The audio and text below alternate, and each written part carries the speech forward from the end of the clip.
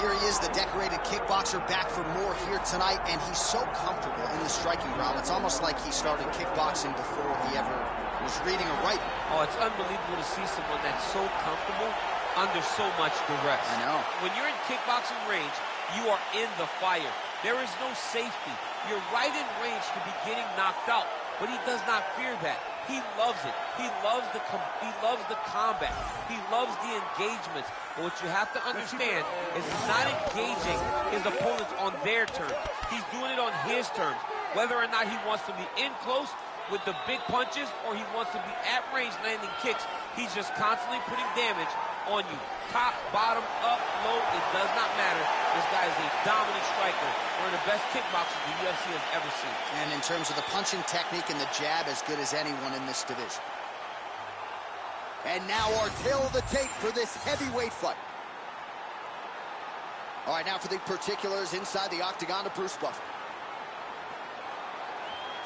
Ladies and gentlemen, this is the main event of the evening. It's time! 5 rounds in the UFC heavyweight division. Introducing first, fighting out of the blue corner, Dana White. And now introducing his opponent, fighting out of the red corner, Bruce, it's time! Buffer! Herb Dean, our referee for this one. You ready? All right, so here we are, Honda Center in Anaheim, California. And when you come to certain markets, you better bring it, right? We got Disneyland around the corner.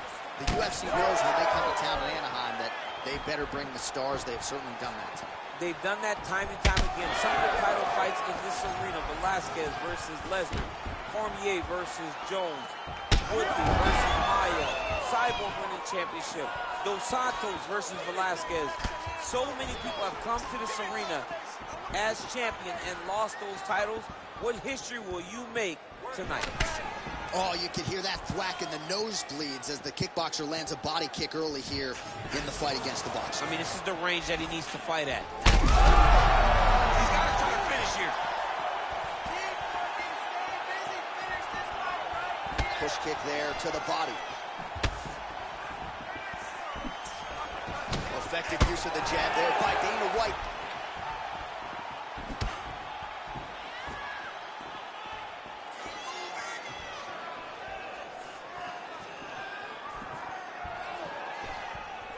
Two minutes have gone by.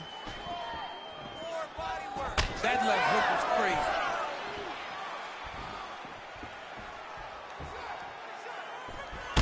Well, champ, I don't see that well, but it's hard to miss the redness underneath that elbow. A lot of bodily investment. Man, this is wild. These guys are both throwing everything with fight-ending intentions. Oh, he lands a massive kick here. Well, now these kicks are really starting to pile up since he found his range. This could be trouble. Back and forth we go. Buffer's cut above the eye. Just out of range with the big right hand.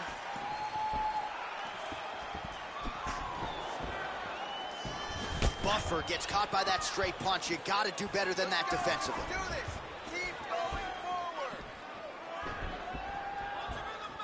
Going back to his patented kicks here, but unable to find the target there.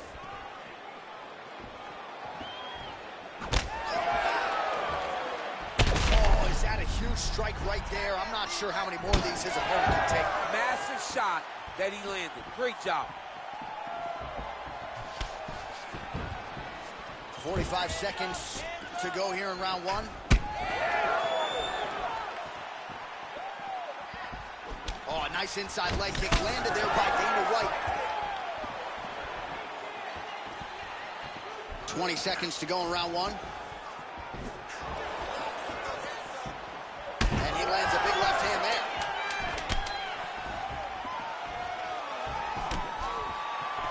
He's got that single collar tie. Round two straight ahead. Heading back to the corner now. Dana White's got a nasty cut above the eye. The cut man has some work to do here between rounds.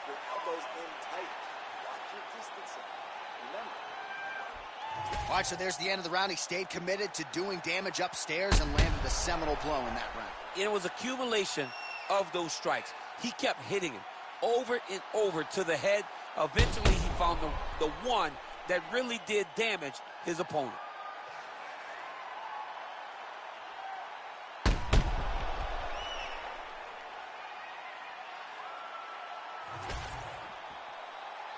Ready to fight? Ready. All right, round two. All right, next round is now underway. Hopefully the action continues at a high level for a good first 5 minutes. Pretty good first 5 minutes. Both of them can really pick it up. Let's see who decides they're going to lead the dance as we go forward. So he's really starting to put together some significant body shots here. These are going to take their toll as this fight goes on.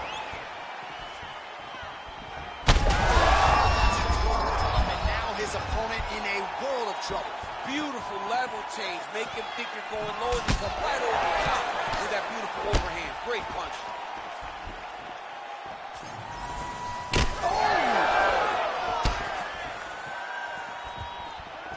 All right, so the overhand has certainly been a big weapon for him here tonight. Look for him to go right back to it here if he can find an opening. Now he gets a more dominant position with the underhook. He is going to start to drive knees over and over. You got to be careful here. You got to move. Ooh, head kick lands. He's hurt. Champ, look at that redness underneath. Hurt again. He's wobbling now. Oh! Under 3 minutes now to go round two. Oh, nice big overhead, right?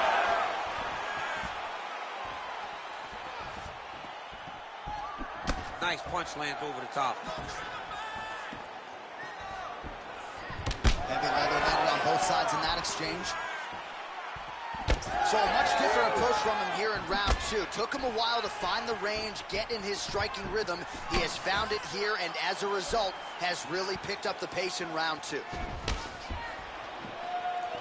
Well, straight right hand has been a good weapon for him. He misses with it there. Man, his body not looking too good right now. It's not quite Dominic Reyes against Jan Blachowicz, but these body strikes really starting to add up. They're starting to... Violent strike to the body. This could be the end, DC. I mean, this fight is close to being stopped. That was a massive shot to the body. Oh, with authority the body.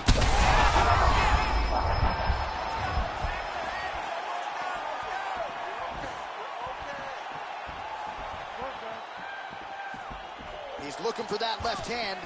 Not there. Starting to do some really significant damage to the body here. Another strike lands there.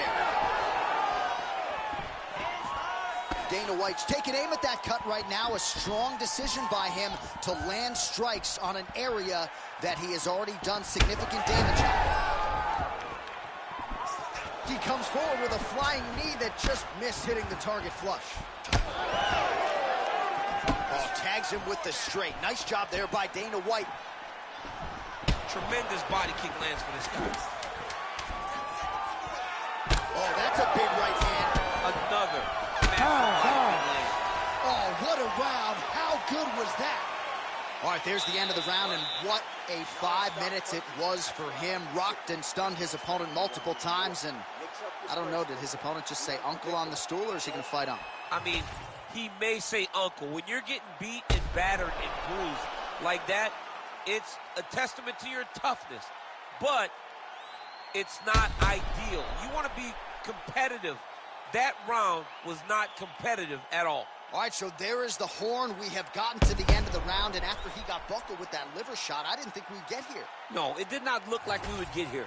It did not seem like he would be able to stand up to that punch. But he did. He lives to fight another day. Let's see what he does with the opportunity. Well, he continues to land a high number of strikes here, just like he did in the previous round. This is a world-class display of striking here tonight. I love that. I love when a guy throws a kick with that much power.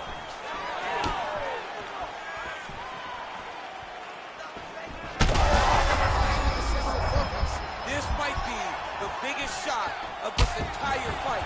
He landed a massive hook.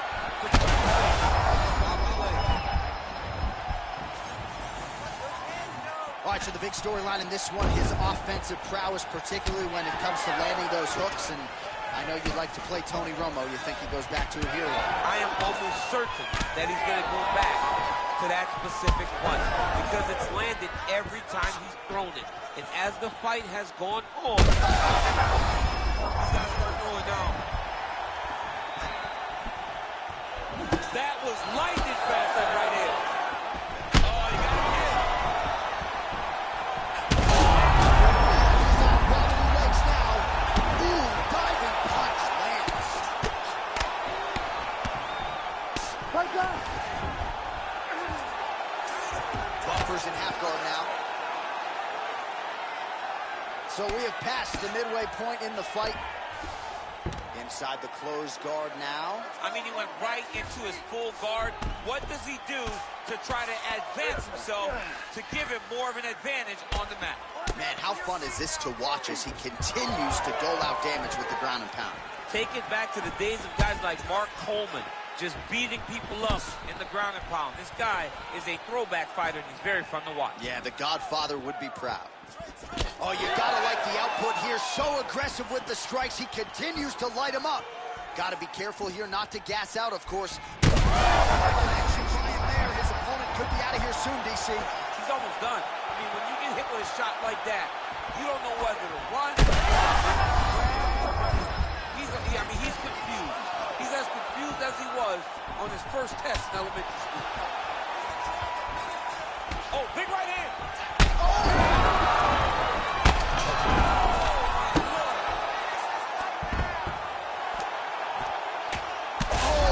Shots raining down. Dean steps in.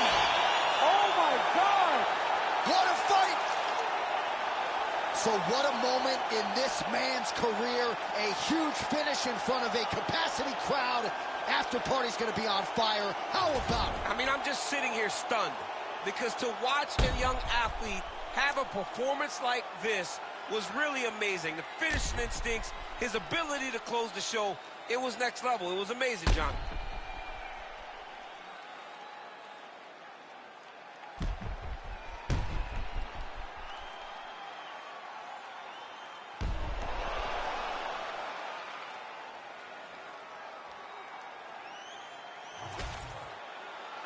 Bruce Buffer has the official decision. Ladies and gentlemen, referee Herb Deans called a stop to this contest at 4 minutes, 18 seconds of round number 3. Declaring the winner by TKO, Dana White. Well, perhaps it was a case of be careful what you wish for. Everybody wants to throw hands with the boss until they get inside that octagon. UFC President Dana White with arguably the biggest win of his UFC career tonight.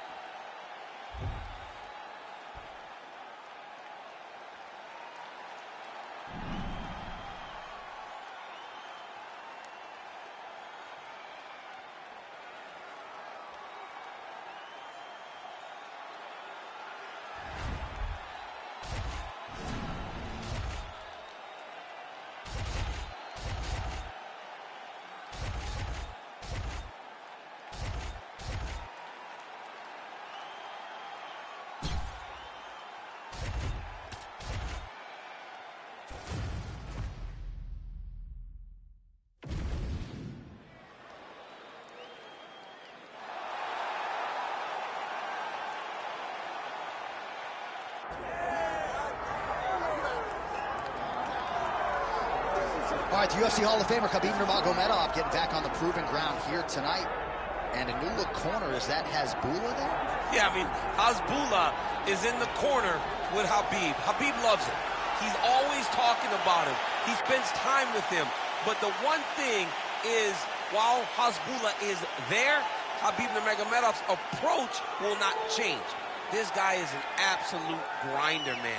He is just a dog. He will go forward, get in your face, hit him.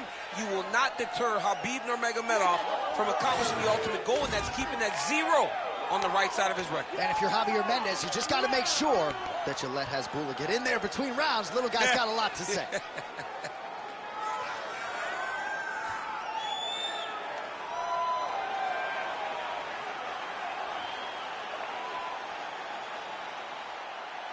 Khabib Nurmagomedov, ready to make a statement in front of this capacity crowd here tonight.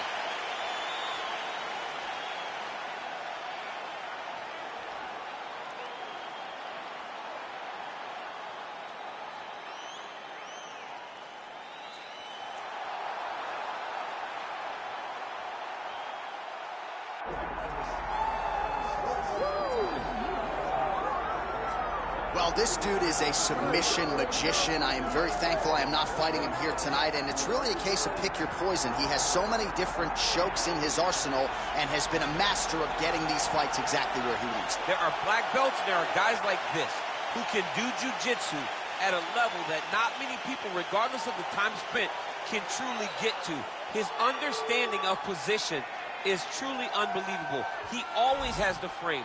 The moment you start to press into him, he's always underhooking, always looking for the next escape route, but not to get back to his feet. Right. He wants to go from bottom to top. If he's in the top position, you are constantly in danger.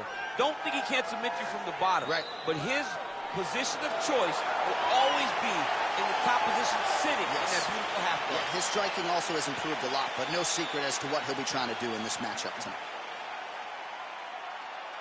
Our tail of the tape for this, our main event of the evening. Here is Bruce Buffer. Ladies and gentlemen, this is the main event of the evening.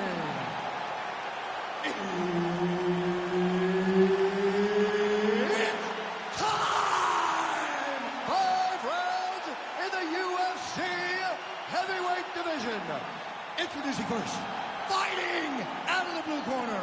Ladies and gentlemen, presenting the former UFC lightweight champion and the member of the UFC Hall of Fame, Khabib the Eagle Nurmagomedov.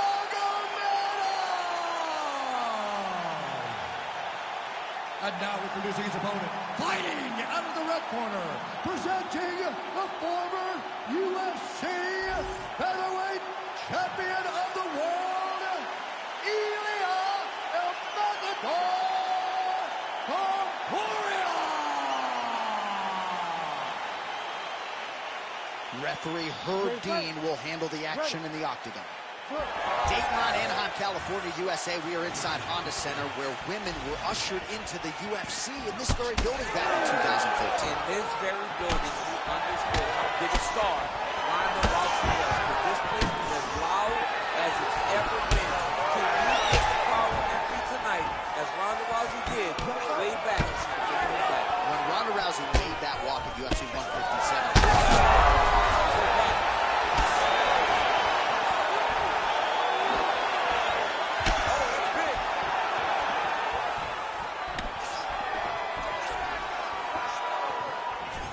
To the body, and it lands. Well-placed kick there by Ilia Topuria. Too easy. Khabib Nurmagomedov gets the early takedown. Opposition knew it was coming, unable to stop it as usual. Well, he'll tell you. He'll tell you that he's going to take you down. And he has so many ways of getting to that takedown. He's as good as they come in terms of setting him. Nurmagomedov's trying for the Kimura submission here. Oh, that sub is tight. Oh, now he bails on the submission. Well, he's in a compromising spot here, DC. You got to figure out a way to get back to your feet. Oh, big punches landing here. We'll see if he can work back to his feet. Oh, it looks like he's got him in a crucifix now, DC. A lot of body weight from the top position. How does he go about trying to finish this fight? He just needs to stay heavy. He's got to keep his weight down. He's got to be working, but not working recklessly, because this is a position that you can escape. Make sure you secure your opponent, and make sure you secure your opponent. Land strikes that matter and end this fight. Nurmagomedov's got him in a crucifix. Gonna work from the top now. Crazy accuracy and efficiency with these ground and pound strikes here. And if you're the opponent, you got to intelligently defend, or the referee's gonna stop it. You gotta defend, but you can see him now start to gain posture, and the intensity at which he's throwing these ground strikes is starting to improve. It's starting to elevate, because he knows that he can get the finish. Topuria's cheek looks like it's cut here, starting to bleed a little bit now. are working on the ground here. His opponent's feet on the hips. Oh, that guillotine is officially tight. Oh, looks like he's countering here with maybe a Von Flue. He's got the side mount, and now all of a sudden his opponent's in trouble. May want to bail on that guillotine sooner rather than later. Oh, somehow, some way he got out. These guys are back and forth, but the submission defense wins this transition. Topuria Zayed starting to close up. Got to get that end swell on it between rounds if we get there. Nurmagomedov's in half guard. Oh, crowd just loving it as the fighters, after an extended grappling battle, make their way back to the feet. Yeah, they're back on their feet. They spent a lot of energy on the ground. These guys are going back and forth on the ground, and ultimately, he's gotten back to his feet to give himself an opportunity. All right, there's the horn. The round is over, and how about the swelling on that eye? It is only getting worse by the moment. It looks like the eye isn't completely shut, but it is moving in that direction. Not a good reality for him here. Well, if you're the replay guy, a lot to like in that previous round. A lot of damage being inflicted. Yeah, I mean, and look at the swelling now, John. He wasn't doing what he needed to do to move his head, and he's paying for it. You cannot allow for an elite-level mixed martial artist to connect at that rate and think that you will not be wearing the damage. He's wearing it now. I'm interested to see what changes he makes to give himself an opportunity. All right, so we didn't see any takedown attempts from the BJJ player in round one, and as yet, he still hasn't attempted to take this fight to the ring. Very surprising approach by this guy. He's so good on the ground. I would have expected him to try to get it to the ground earlier in the fight. But as we go on, it's starting to become very clear that that is not the game plan. Oh, flying knee to the head.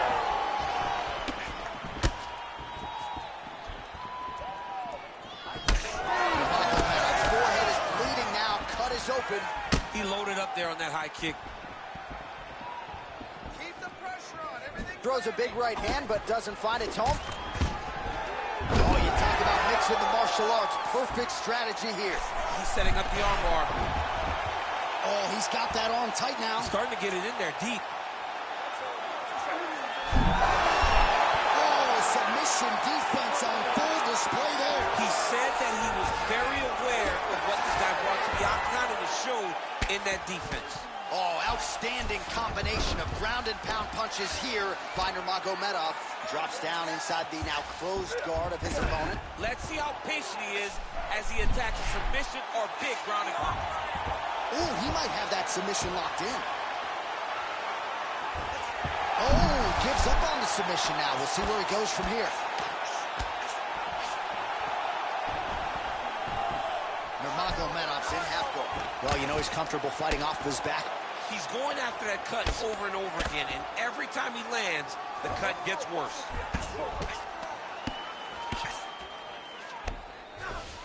Topuria's back into full guard.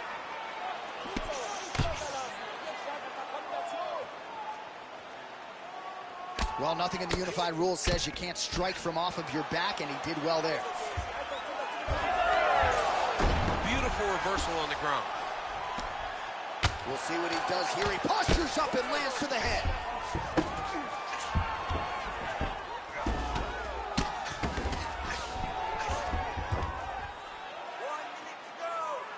Under a minute now to go in the round. A lot of top pressure being applied here as he works out of side control. That was nice. Watch the armbar, but watch the armbar here. Ooh, that looks wicked tight. It's getting tight now. He's advancing.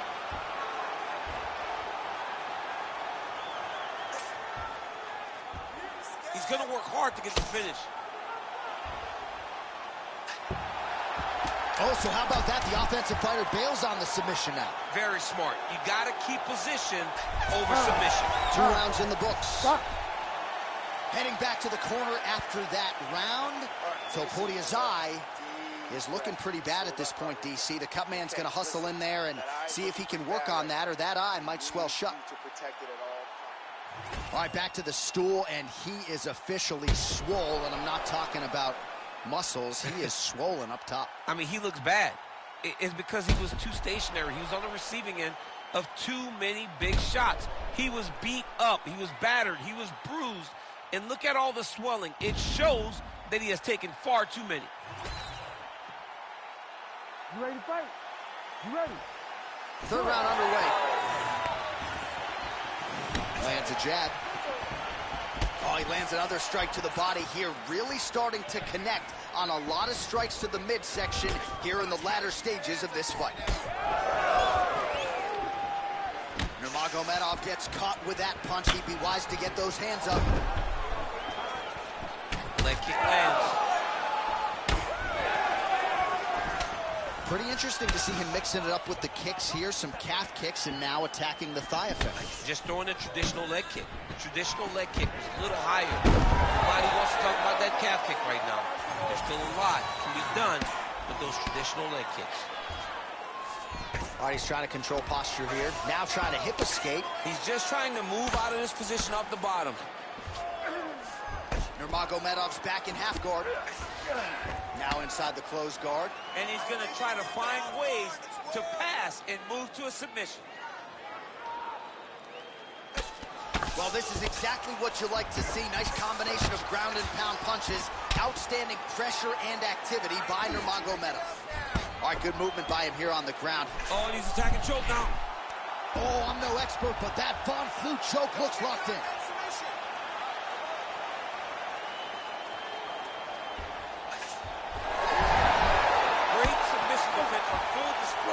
By the opponent. Really doing a nice job getting these shots home on the ground. Now he's on top, exactly where he wanted to go.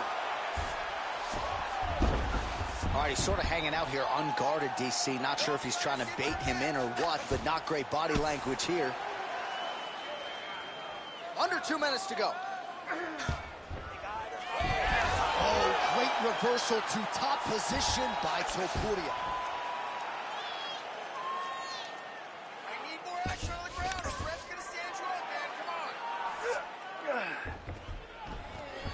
Got to be careful here.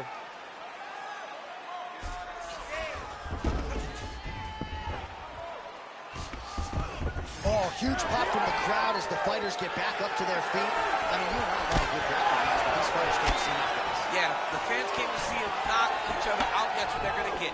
All the grappling was beautiful to watch, Sean, but ultimately, it is the striking that people show up for.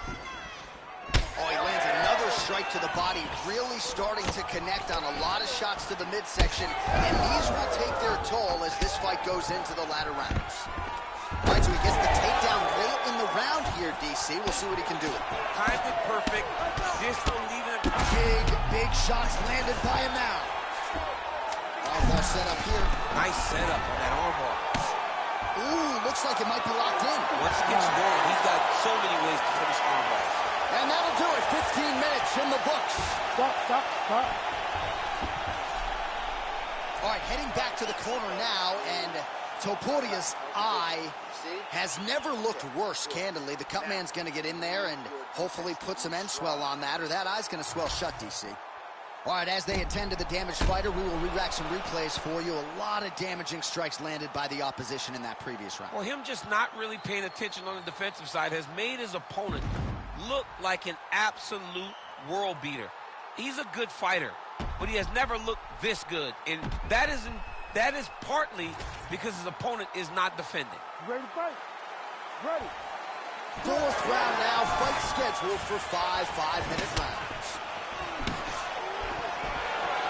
He's got that jab working, nicely done. He's in trouble. He's hurt bad. He doesn't know if he's in the octagon or at his mama's house for Thanksgiving. Dude's hurt. Serve him up. Go get him. Knock him out. The fight's done. Oh, my goodness. Big right hand there. Nurmagomedov goes in for the takedown now, and he's able to get it. Beautiful entry there, and a wise move given how things were playing out on the field. Ooh, right into side control, DC. This is where you want to be now because you get to make your opponent decide. They try to turn back into you, you can attack guillotine.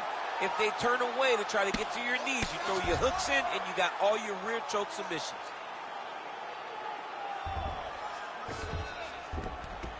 Yes, smart adjustment, yep. Now drops inside that closed guard, DC. Full guard. Let's see how patient he is as he attacks a submission or big ground and pound. Oh, reverses the position there. Nice transition by Topuria. There it is. Now he's running him out. This is where he wants to be.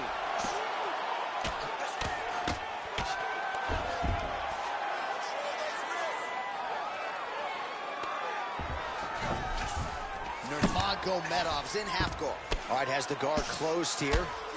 All right, so the cut really starting to open up wider now, and you got to credit this striker for continuing to attack that area. Just knowing, for attack, yep. Oh, he's got the Kimura position locked in now.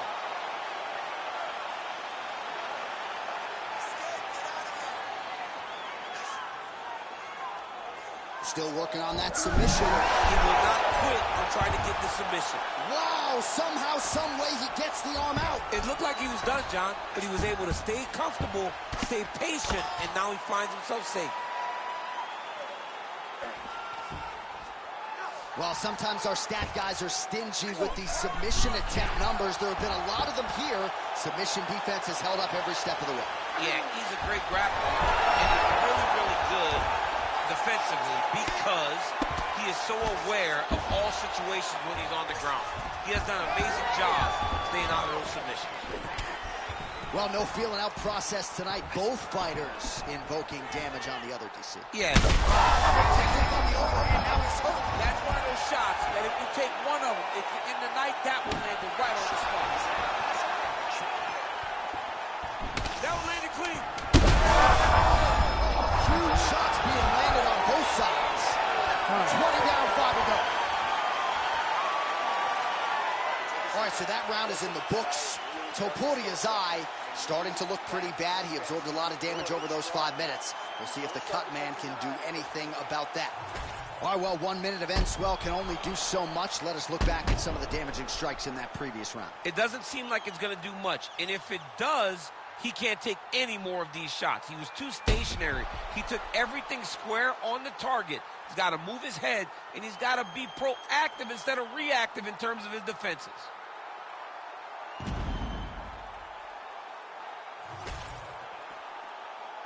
You ready to fight? Ready. So here it is, folks, 5th and final round.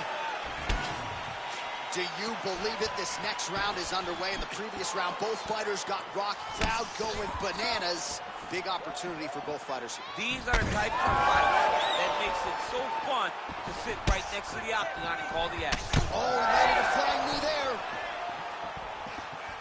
That's a beautiful body kick. His opponent in a lot of trouble now. That was Cain Velasquez's punch of choice. Every time he landed that overhand right, he hurt people bad. And this guy has his opponent hurt very badly again. Big uppercut. Oh! Nice double team.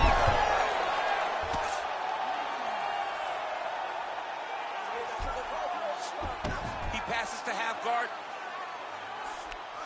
Oh, right into mount. Pretty good work with the ground and pound here by Nurmagomedov.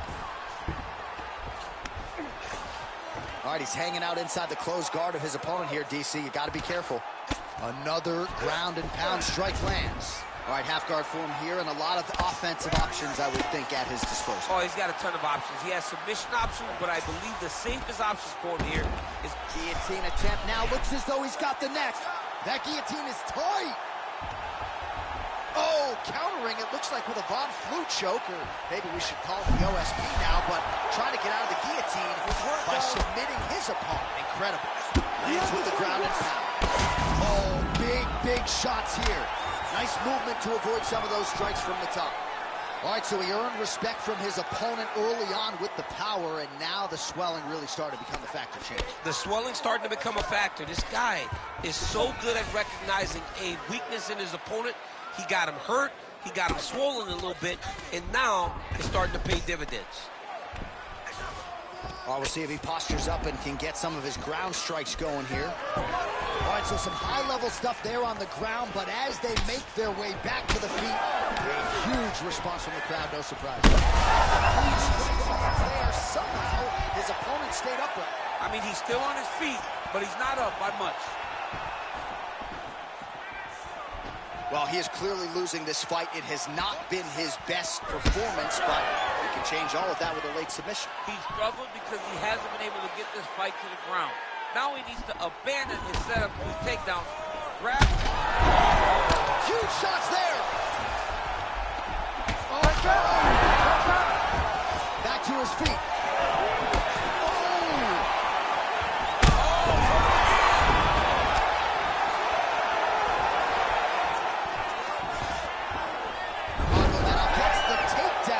So a nice level change after he had gotten stunned on the feet. Back and forth action right until the final horn. That one's going to hold up in the Fight of the Year conversation. All right, the official decision is now in. Here is Bruce Buffer. Ladies and gentlemen, after 5 rounds, we go to the judges' scorecards for decision. For the winner by majority decision. All right, no surprise there as you heard the scorecards from Bruce Buffer. Dominant performance tonight for the Brazilian Jiu-Jitsu fighter. The wrestler had his moments, just not enough of them. He had moments, but when you're constantly playing catch-up, it's ultimately going to lead to your demise. He was always a step behind. So while he got the takedowns, he was never able to really establish dominant position. He could not stop the guy from moving under him, and all the jiu-jitsu, all the movement leads to him winning this decision so clearly.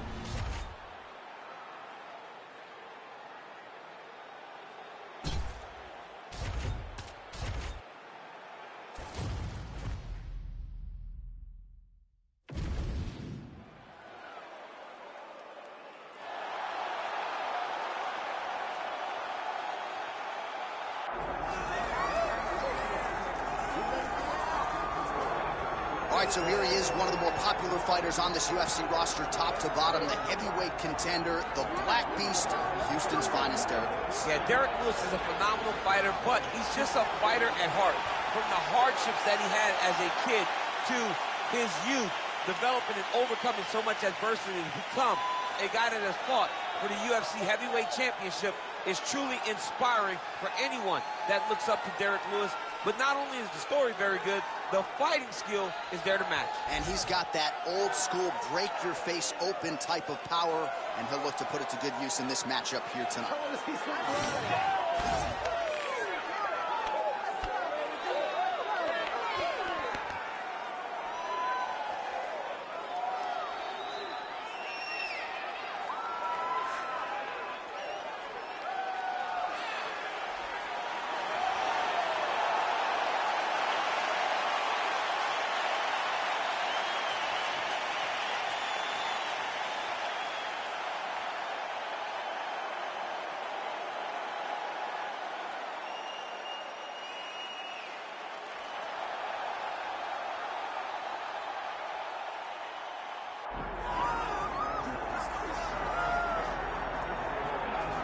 Well, the road to middleweight golden glory still goes through Sydney, Australia. Robert Whittaker is the man, and just don't call him Bobby Knuckles. You'll be okay. I just don't understand how he does not embrace this nickname. It's perfect. It's absolutely perfect for Robert Whittaker.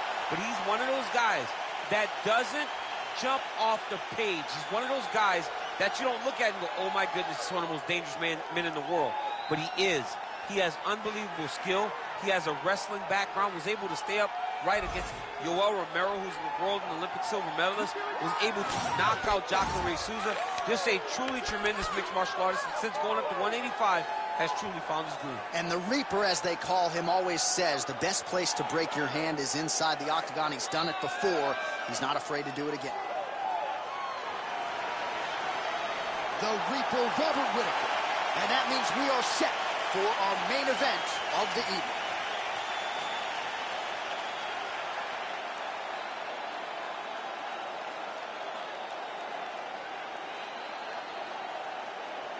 Our tale of the tape for this heavyweight fight. We send it inside the octagon to Bruce Buffer. Ladies and gentlemen, this is the main event of the evening.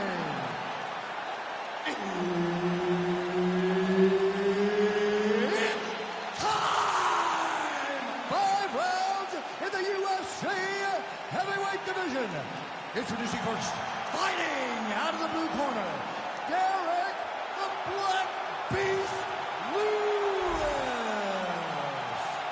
And now introducing his opponent, fighting out of the red corner, ladies and gentlemen, presenting the former UFC middleweight champion of the world, Robert the Reaper Whittaker. And there's Herb Dean. He will handle the action inside the octagon. All right, here we go with the former UFC middleweight champion, Robert Whittaker. How good is this guy? This is the guy that DC plays with more than any other fighter in EA Sports UFC 5. And that, of course, has to do with the appreciable skill set, the star power, and everything else. But Robert Whittaker needs a win here tonight. He was humbled by Dricus du Plessis.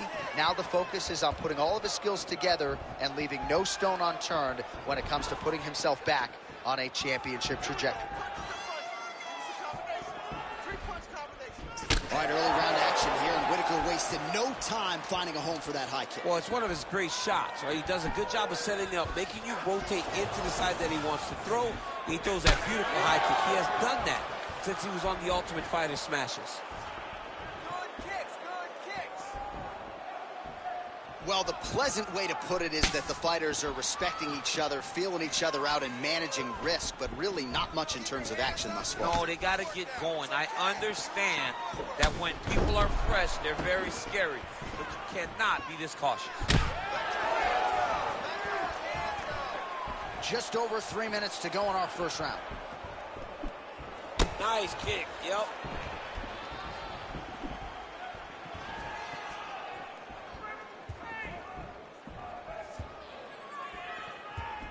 Oh,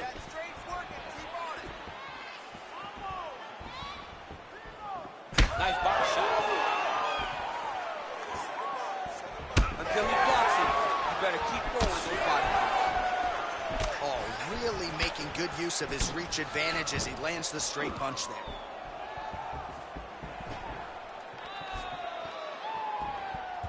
Use your hands to set up that low kick. Good work, guys. And he finally is softening up to that Bobby Knuckles moniker. I mean, they print the shirts. It's a great nickname. I don't know why he fought it. It's a fantastic nickname, and it fits him to a T. Bobby Knuckles, we all love you. We all love that nickname, buddy. Oh! Massive kick to the head. All right, so now we start to see some redness underneath the elbow. You got to think he's going to continue to attack the body with all of his strikes. Well, his opponent has not done anything to deter him. He should keep doing this, keep going to the well until his opponent finds an answer, because right now, he seems lost to it.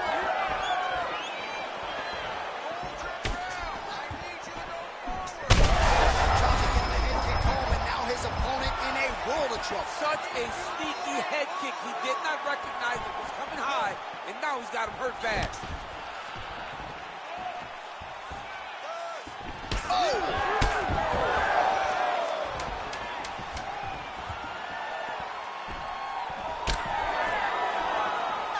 and mercifully, there's the horn. Plenty of action to digest in that round.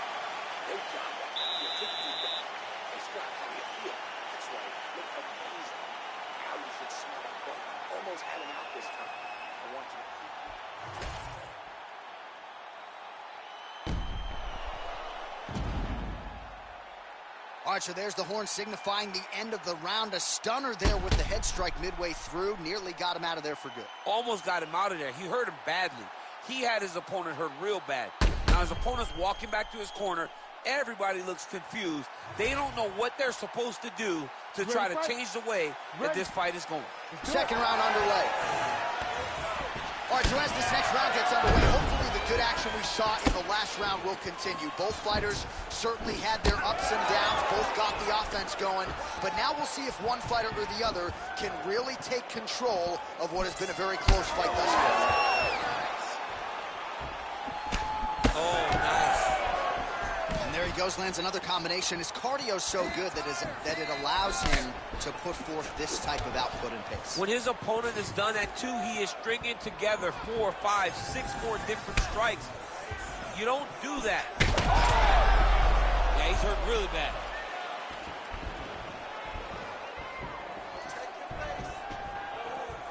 Good work.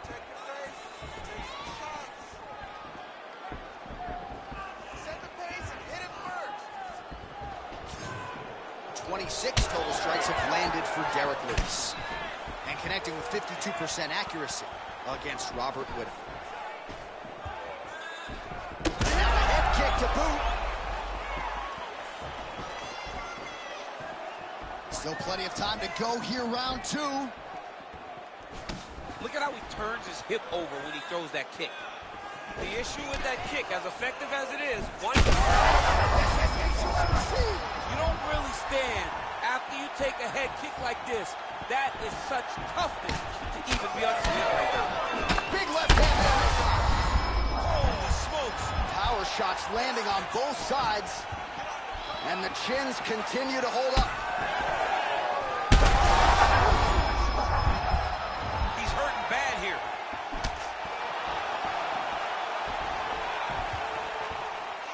All right, so an opportunity goes by the boards. He had him stunned, nearly finished, and now his opponent has won. His opponent's recovered. Now he's got to deal with everything that he's going to bring at him. He should have got the fight finished at that time.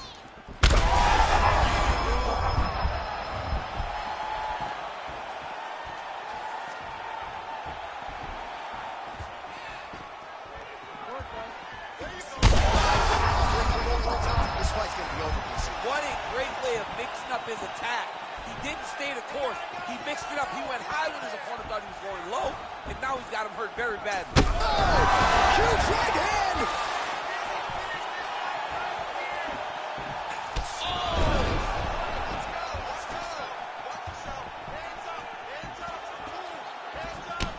Well, this is absolutely the hurt business. It's hard to see which party is more injured, but I think both fighters have been really effective with their strikes in this round. Yeah, both guys have been affected. Both guys have been beat up.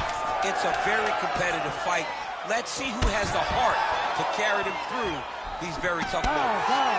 10 minutes in the books.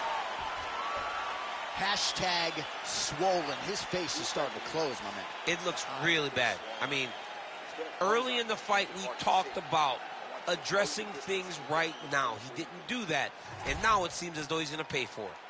All right, so back to the stools we go. They say defense wins championships, and he has not defended well tonight. He isn't trying, or at least it doesn't seem like he's trying. He has got to move his head.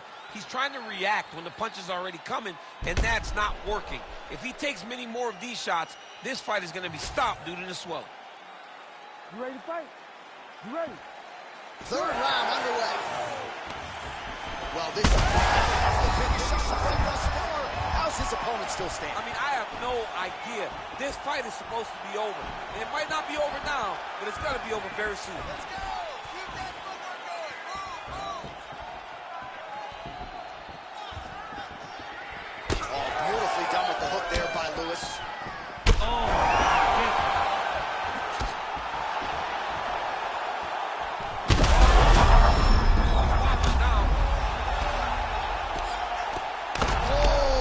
Shots raining down. And Dizzy as he looks to improve position here. Whitaker's in half guard now. Side control now, DC. A lot of options at his disposal from here. All right, we'll see how he chooses to defend here. Lewis getting absolutely worked here from the top. Let's see if there's an uptick in his urgency here as he tries to get back up. All right, so now his body language really starting to change and the bruises starting to accumulate on that side. I mean, you're looking at it, right? When you can visibly see the damage on the body, you know that the work has been done. What a beautiful game plan put together by this team.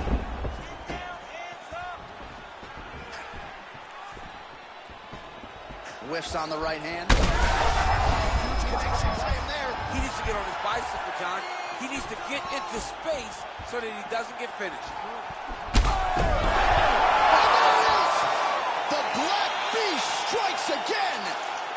What a fight! What a fight!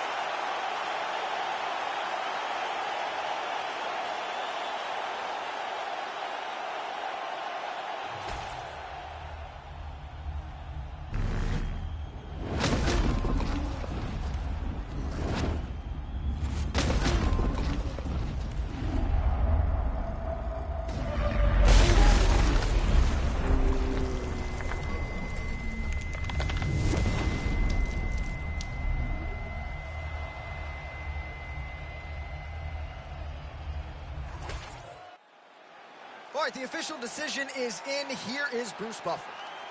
Ladies and gentlemen, referee Herb Dean has called a stop to this contest at 2 minutes, 41 seconds of round number 3. Declaring the winner by knockout, Derek the Black Beast Lewis. All right, so the celebration is on, not just here, but in Houston, Texas, and beyond for the Black Beast, Derek Lewis. You know, few heavyweights have been as active, and few have been as effective as Lewis, dating to his UFC debut back in 2014. So Derek Lewis continues to pile up the UFC wins, and he adds to that total here tonight.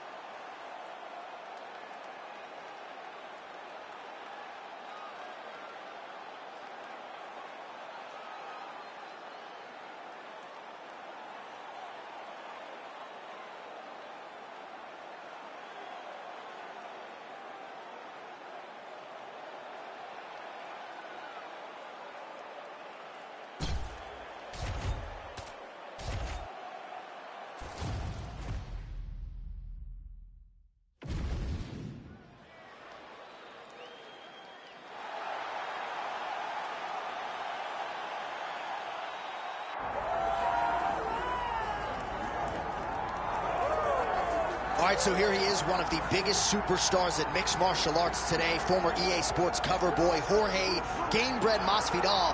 Man, though, that BMF title fight feels like a long time ago. What does Gamebred have to do to get on track here tonight? He's got to get a victory, right? That fight against Nate Diaz was the fight that truly pushed him through the roof.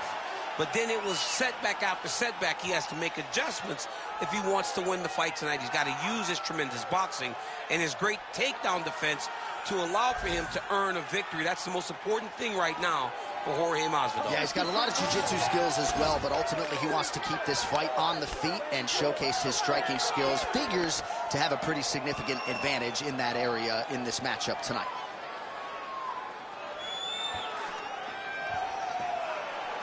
Jorge Gamebred Masvidal steps inside the octagon. He is ready to fight.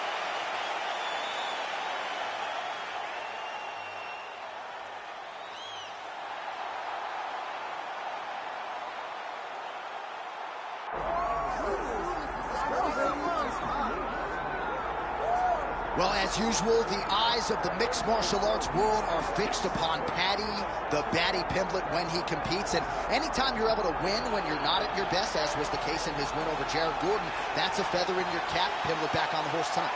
Win. Ultimately, that's what it's all about. And Paddy Pimblett gets the job done. But listen to this arena. Listen to the reaction that people give this young man when he steps from behind the curtain. This guy is a star. He has that star quality about him. But not only does he have that, he can fight. And ultimately, it's about winning fights. Paddy Pimblett does that in spades. There are so many components to this Paddy Pimblett package, the accent, the persona, but this is a very talented mixed martial artist out to prove as much yet again tonight. All right, so the tension is palpable. Both fighters have graced the octagon, ready to go here at the famed Honda Center in the Big A, Anaheim, California.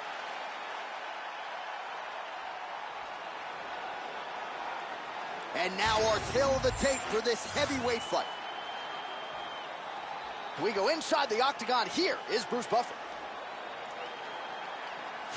Ladies and gentlemen, this is the main event of the evening.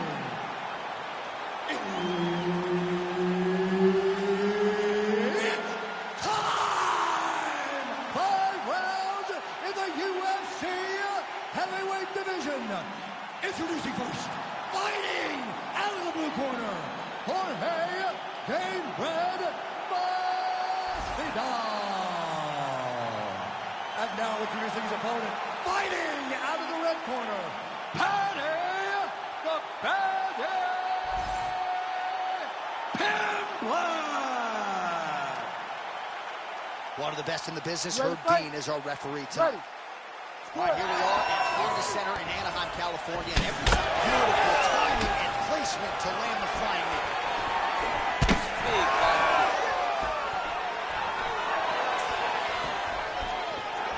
Massive kick to the body. Oh, that's a big right hand there from Gamebred. Now his opponent's really on the ropes. His opponent's on beat street. He's hurt so bad. I don't know what he's going to do to stay in this fight. Oh, big front kick lands flush.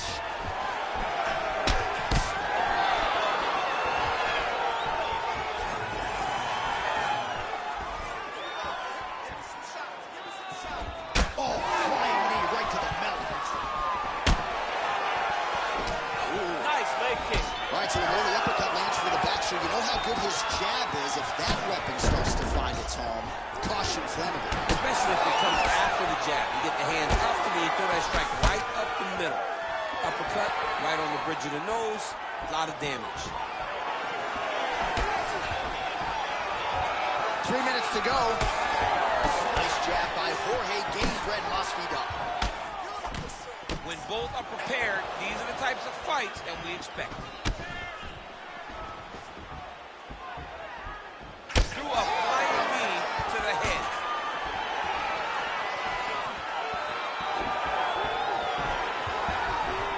Oh, switch kick. How good was that?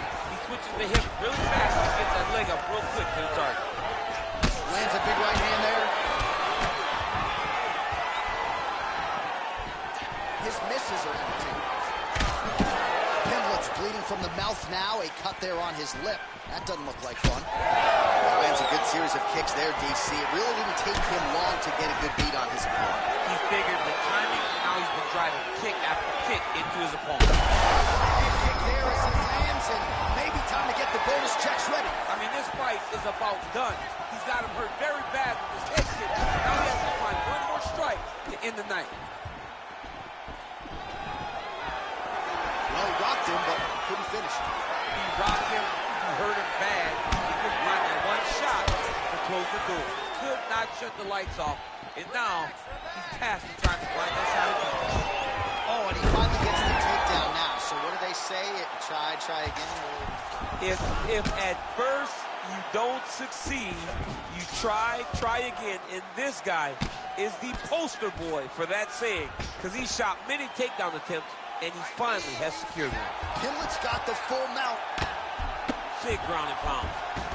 Look at him attack that arm triangle on the opposite side. When it's time to finish, he will lock his hands, pass his body all the way to the opposite side, drop his chest to get all the way down to his opponent's neck to try to choke him out and finish the fight. All right, heading back to the corner, and Pimlet's corner looks a little bit concerned, perhaps because of that cut on the lip that was opened up there in that round. Starting to bleed pretty good. Cutman's got his work to do now. All right, so Jairzinho Rozenstruik versus Alistair Overeem. It is not, but let us look back at some of the replays from that round, because there's a cut on the lip now that he's got to deal with. Long as I never got to see nothing like that again in my entire life, I'm okay calling fights. And this cut is not that, but it was the perfect shot that landed in the right spot that opened up that cut on the lip. All right, so we will see if the Cutman can do anything. His leg kick grounds his opponent, lifted a little bit, trying to stay upright, but man, that changed the complexion of this one. John, he's hurt. He's hurt really badly by that one big leg kick. All right, next round is now underway. DC, any major takeaways after the previous 5 minutes? That both of these guys are very evenly matched. The matchmakers did a fantastic job when they put these two in the octagon. Even though it wasn't crazy, you got to see high-level mixed martial arts. Let me show you the head strikes. And just inches away from landing one of those big right hands. Masvidal's bleeding from the mouth, Daniel. Looks as though there's a cut on his lip. Thankfully, he's a lot tougher than I am.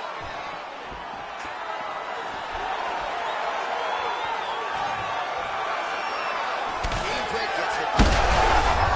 Right over the top, right to the target. Let's see if his opponent can survive. I cannot believe he is still standing after taking that one.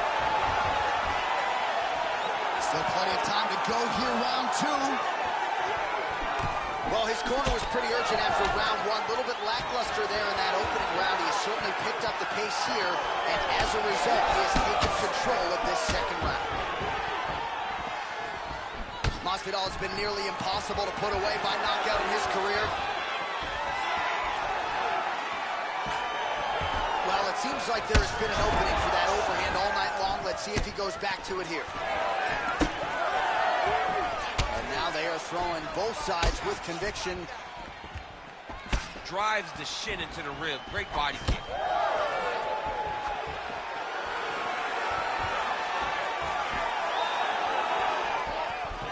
Looked like he might have landed there. Instead, a swing and a miss by Paddy Pimblett. All right, so now we start to see some bruising appearing on the torso, and all of that courtesy of the body work of his opponent. Just the wherewithal to go to the body and the discipline to stay with that approach. I mean, lands another leg kick. Man, hey, it's like Rocky. On the apron with the right towel. Throw it in. Boy, the fight's over. this is like he paid to be in the building. Back and forth we go. Pimblett goes in for the takedown now, and he gets it. Beautiful transition. He set up a beautiful submission. Oh, Darce choke, locked and loaded. Oh, he is out. How good is that? That is phenomenal submission defense by this young man.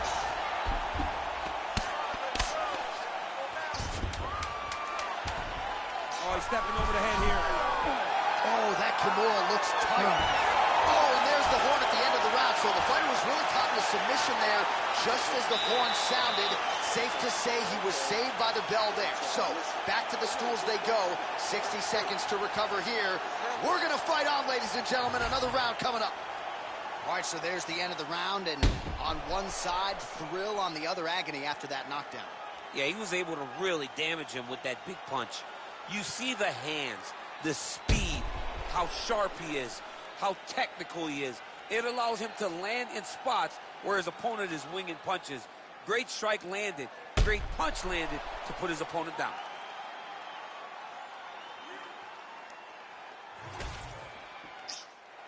You ready to fight? Ready. Third round underway.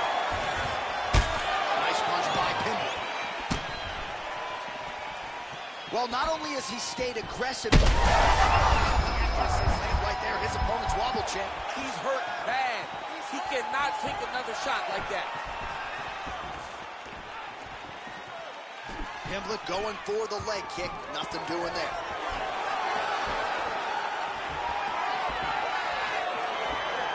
Nice straight right hand.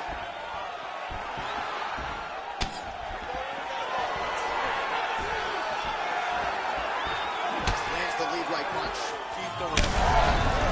It's another pitch. Johnny hurt bad. He's hurting really, really bad now. Oh, big knee! Oh, and now an uppercut. Jeez, you can hear that. Now some uppercuts. He better move, John. He cannot take these. Oh, hurt him again. Big knee. Great deception to land the flying knee. Under 3 minutes here to go in the round. Well, he is really starting to apply a lot of pressure here down the stretch. Not as much offense earlier in the fight. He is making up for lost time now. All right, so you got to be careful playing on the ground with this guy. You don't want to mess around for too long. Pimblett's back in half guard. Oh, he's trying to pin that arm in the triangle now. Oh, tense moment here. That arm triangle's tight. Fight IQ on full display there. Recognizing he was losing the sub, elected to keep the dominant position.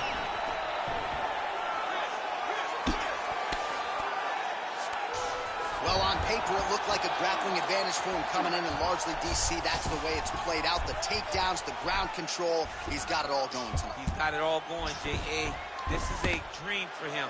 The takedown early, the ground control, really starting to wear at the gas tank of his opponent. Pimblett's back inside control. All right, north-south position now, DC. We'll see how he chooses to advance from here. Well, the ground and pound has been on point tonight. Good work here by Pimblett. He's having his way with him here. All right, so pretty good damage here with the ground and pound. Nothing super. Oh, flatten him on his back there. Pimblett's going for a choke. He's got the sub locked in. Oh, this could be the end of the fight. Looks like the fight is over, guys. It's done. Oh, how'd he get out? He pushed the elbow up, released the pressure, and turned his back down to the mat. Great job and great submission defense by this young man.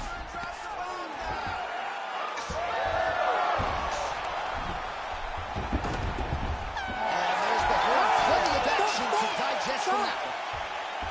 So there is the horn. Standing ovation from this capacity crowd. Near knockouts by both fighters. Probably the best round we've seen thus far this year. Oh, man, this is the best round of fighting that I have seen for a very long time. Why did the bell have to stop? Let's just go 10 minutes straight. Pride rules. Well, I'm not sure the extent to which he has recovered, but we do see the end of the round. DC, talk us through the replay. Well, he's a tough guy. He's going to make it to the stool. He's going to survive unless you put him completely out of there. Unfortunately, he's in there with a guy that does have that ability. You ready to fight? Ready. All right, here's round 4. Fight scheduled for 5 5-minute rounds. Well, just as he did the previous round, he continues to connect on a high volume of strikes. And a good sign, too, doesn't seem to be slowing down whatsoever. Lands the overhand right.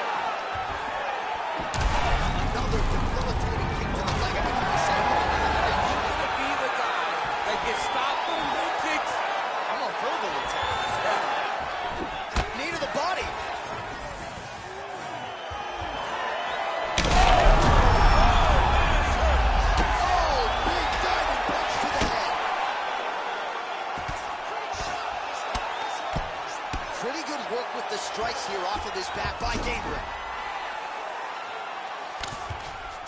changing the position.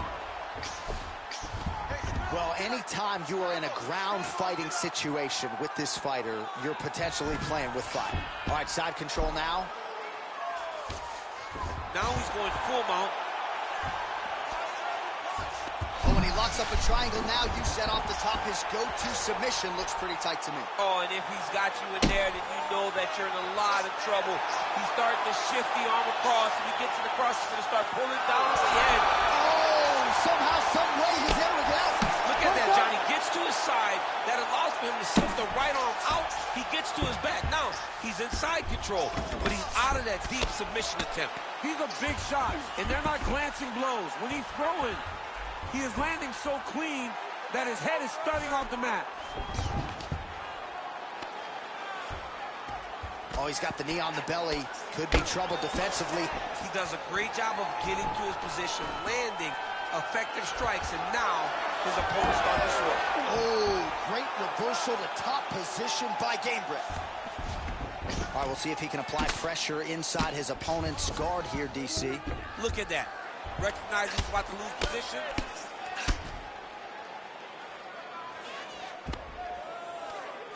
Pimlet's back in full guard now. He passes the half.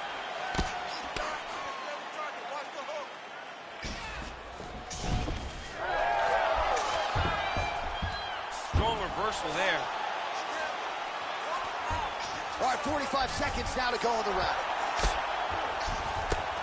Oh, big pop from the crowd as they get back to their feet after a pretty scintillating grappling battle there on the ground. Well, it's an educated crowd, John. They appreciated all the grappling exchanges and how skilled. Oh, massive head kick there. We'll see if he can finish.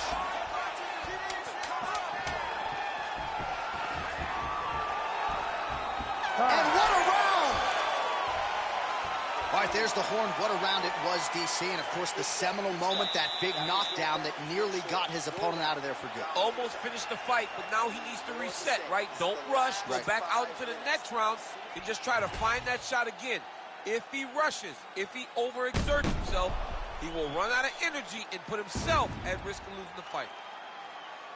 All right, so there's the end of the round as we show you some of the highlights, DC, and there was a big knockdown there. Thought he might get the finish. We'll see if he gets it in the next round. Well, if he lands that shot again, it will be over. It will be a finish. You don't recover from two of those types of strikes.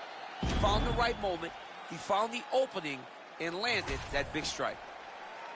You ready to fight? Ready. Here we go, fifth and final round.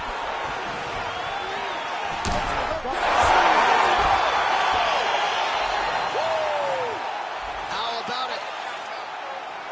Make the bad man stop. A nice stoppage win for him here tonight, and the other side just couldn't handle the incoming assault. A flurry of punches, most of them upstairs, and when those big shots land repeatedly, the referee has no choice but to step in and call the fight.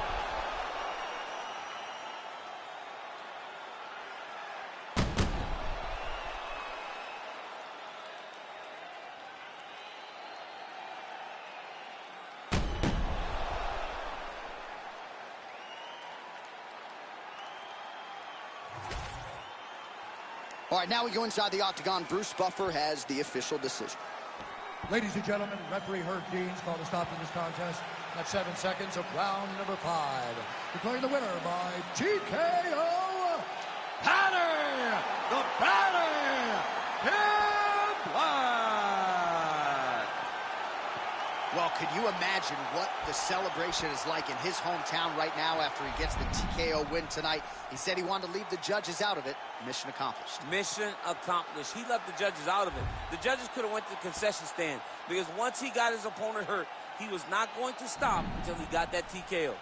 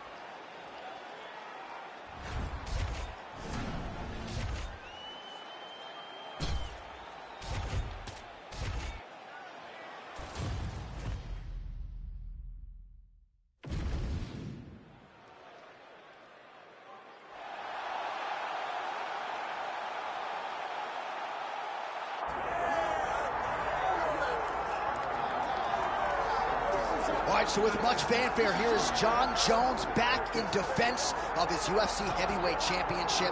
Remarkable the manner in which he came back from a 3-year layoff figures to present an even better version here tonight. Well, so many people questioned or wondered when Jon Jones would come to heavyweight.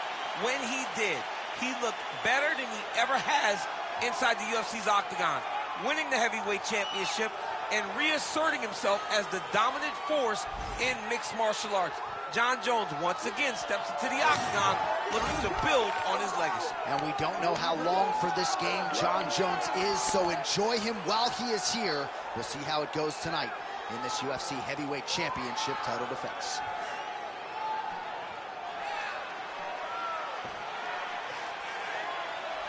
Jon Jones, one of the greatest of all time, has graced the octagon. He is ready to fight.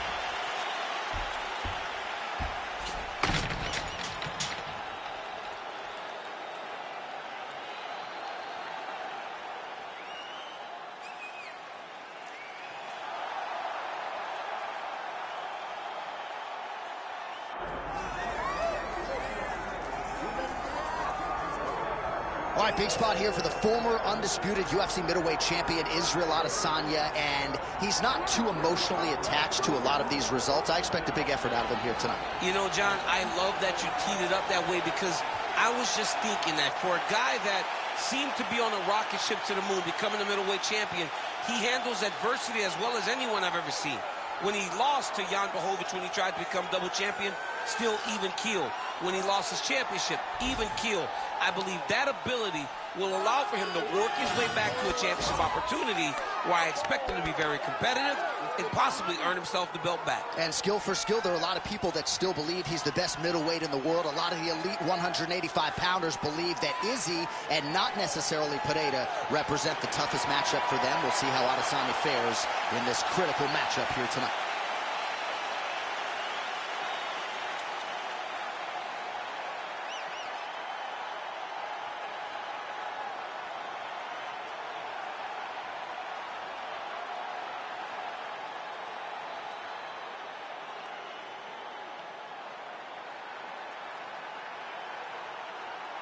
Our tale of the tape for this heavyweight fight. All right, now for the particulars, here's Bruce Buffer.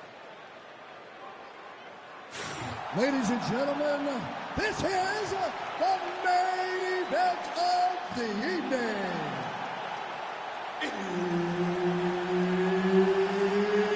It's time! 5 rounds in the UFC heavyweight division. Introducing first.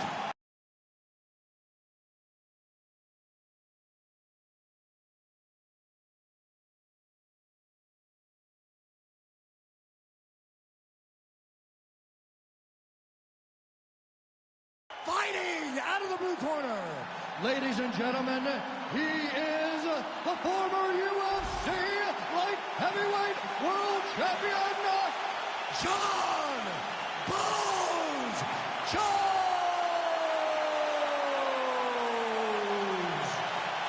And now introducing his opponent, fighting out of the red corner, Israel, the last style bender, Adesanya.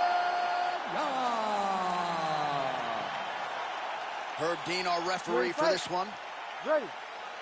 All right, their futures are in the Hall of Fame. Their present is this matchup against one another, Israel Adesanya and Jon Jones. And it's one thing to have a couple of all-time greats, but it's ratcheted up because there is definite heat on this matchup. There's definitely heat. Johnson getting the head kick home, and now his opponent in a world of trouble. Sudden, a sneaky head kick. He did not recognize it was coming high, and now he's got him hurt bad. Jones going for the leg kick. He does not connect.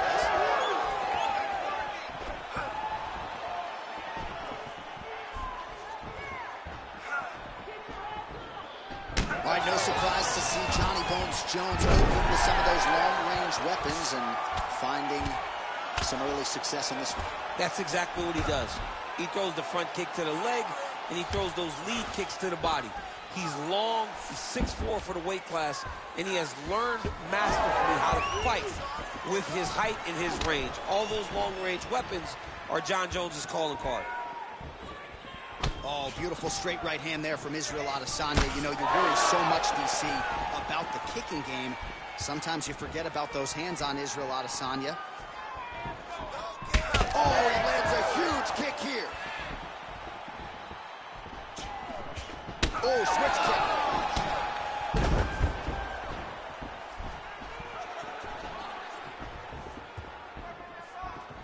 Let's work. We need to work. Let's go.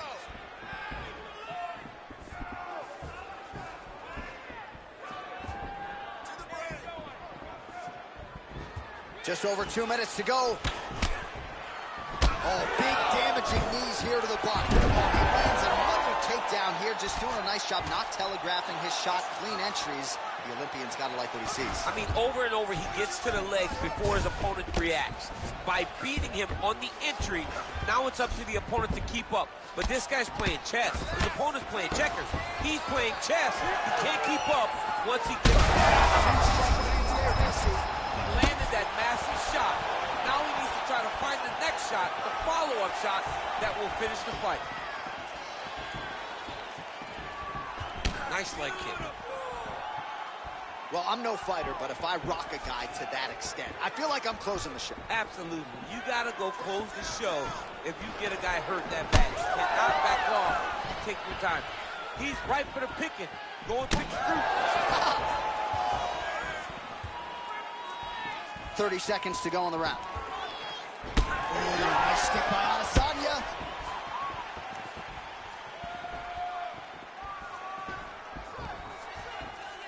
Final seconds of round one. Oh, that strike to the body, man. Points out for the end of round one. All right, so that round is in the books. Israel Adesanya's corner has some work to do. They're going to take a look at that lip. Hopefully the cut man can do his thing and just make sure that it doesn't continue to bleed and provide further adversity for him in this fight. All right, so there's the end of the round, and the tide has officially turned. A huge head strike to stun his opponent. We'll see which corner can adjust here moving forward. I mean, they've got to be celebrating. They've got to be happy. Everything's working. But the other side has to be concerned. They have to figure something out, make some sort of adjustment to try to change the tide of this fight. Round two now. Israel Adesanya and Jon Jones. Ready.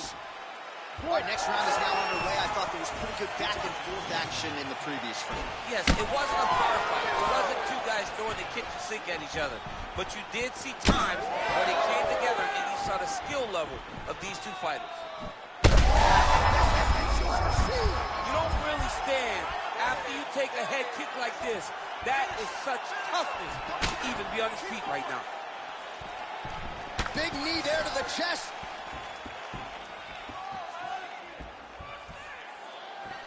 Leg kick lands, nicely done. Well, you saw us reference it. This is big. That's big. Oh, huge kick to the legs. Keep going with that. Right back down to the case. Just over 20 total strikes have landed for Johnny Bones Jones. And landing at a pretty good clip, 55% thus far tonight against Israel Adesanya. Jones gets the single leg takedown, nicely done there. All right, he's got side control here, DC. You know, he's got a lot of different submissions in his arsenal once this fight gets to the ground. A lot of top pressure being applied here.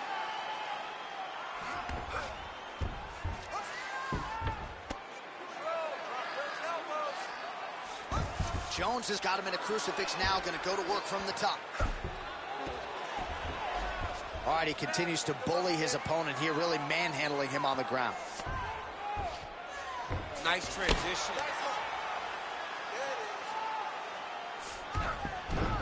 All right, half guard now. Not a fighter you want in half guard against you. For the bottom fighter, what does he need to do? He needs to secure his underhook. He's got to be fighting for underhook. One of the most, now he's looking arm triangle on the opposite side. When he goes to finish, look, he's got it locked. When he goes to finish, he has to pass his body all the way to the opposite side, drop his chest to get enough pressure to finish his technique. He's gonna choke him. There it is.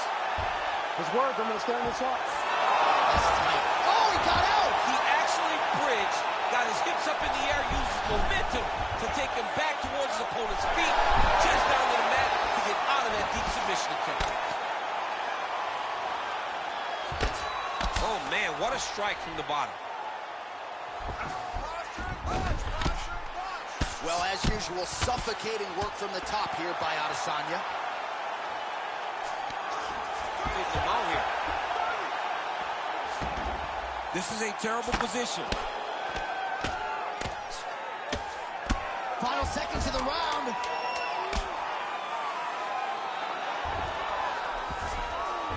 All right, that's the end of round number 2. Heading back to the corner now after that round. Adesanya's got a nasty cut above the eye. Cut man has his work to do here in advance of round 5. All right, there's the end of the round, so it was a huge strike to the head that stunned his opponent and nearly got him out of there. Yeah, that was a big moment. A big strike lands, his opponent's on wobbly legs. That is exactly what you want to see as you're walking back to your stool.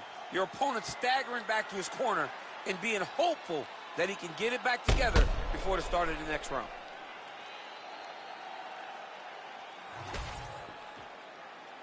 You ready to fight? Ready. Third round underway. Look at the whip action that comes from him throwing that kick.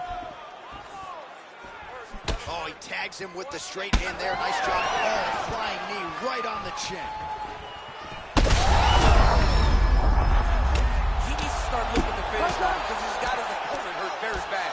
Oh, these ground strikes are just brutal. In the half guard. All right, working out of side control here. His opponent trying to control posture, but you got to be careful here.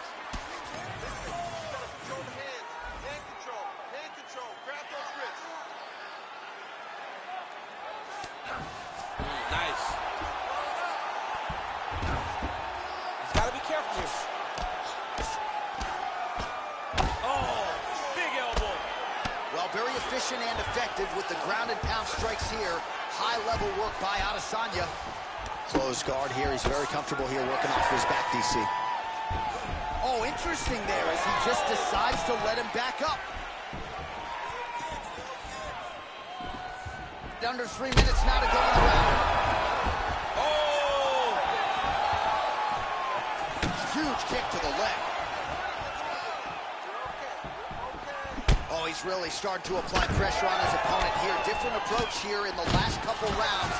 Jones gets the double leg takedown now.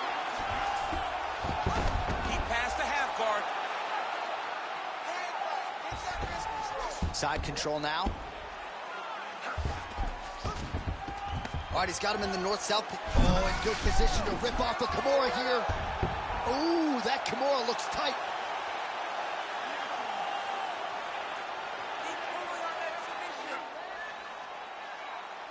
Holding the position. Fighting for it. He wants it bad. Nice transition between Kimura to armbar.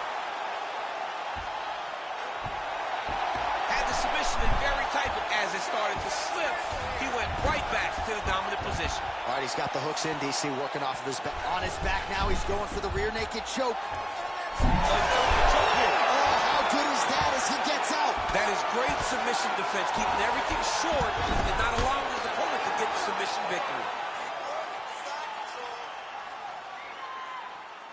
Well, he has expended a lot of energy going for these submissions tonight. I'm not sure his opponent is actually submittable. No, it doesn't seem like it because every time he goes for a submission, he gets close, or at least he expects to get close. But his opponent is so on his game that he's not giving him much to work with. This has been a beautiful display of grappling offensively, but also defensively. Posture's up now, lands the vicious head strike.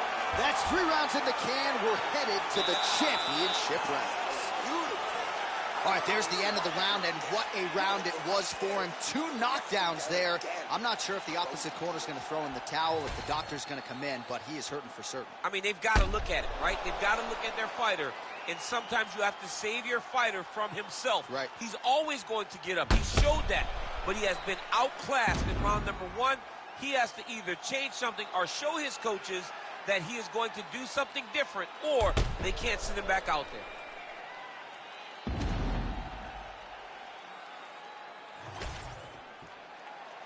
Ready to fight? Ready. We have arrived at the 4th round fight scheduled for 5 5-minute rounds. Beautiful kick lands there.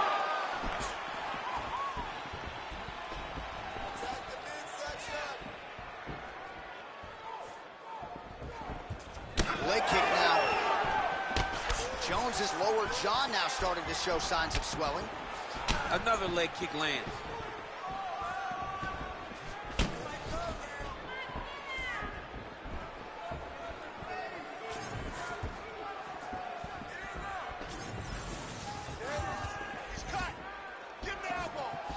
Great commitment to the kicking game. Ooh, side kick, well timed there. Good straight hand there by Johnny Bone. Oh, beautifully placed shot to the leg. Jones is visibly bruised on the right calf now. Don't want to take too many more of those. Still plenty of time with which to work here, round 4. Jones gets the double leg takedown. Nothing telegraphed about that shot. Well done.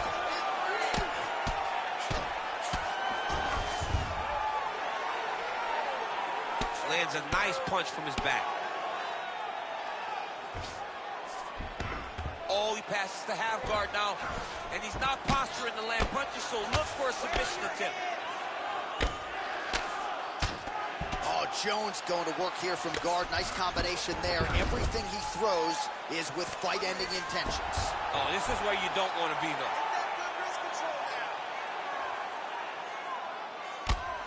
Good work from the top here by Jones. Way to hide that leg kick. 90 seconds to go now.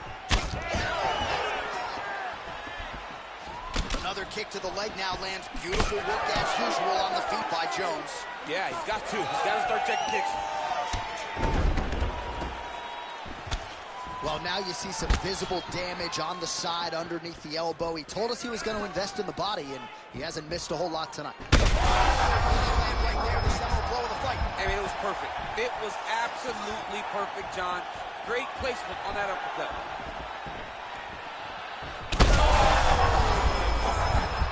Continues to sway with every huge shot being landed. Back and forth we go. All right, DC, half guard position here. You've done a lot of good work in this spot in your career. Oh, man, I love this position. And you see this fighter today loves it, too. It is the most secure position in fighting. You get an underhook on one side, a half guard on the other, and then you just go to work. It's the safest position, especially for a wrestler. To win this one, you gotta knock him out. Everything you got goes into this last round, you hear me? All right, let's now look back at some of the action from that round. He went headhunting, landed, nearly got the finish, too. A lot of coaches tell you don't headhunt. In this case, he's been headhunting, and he landed a big enough shot to truly put his opponent on notice.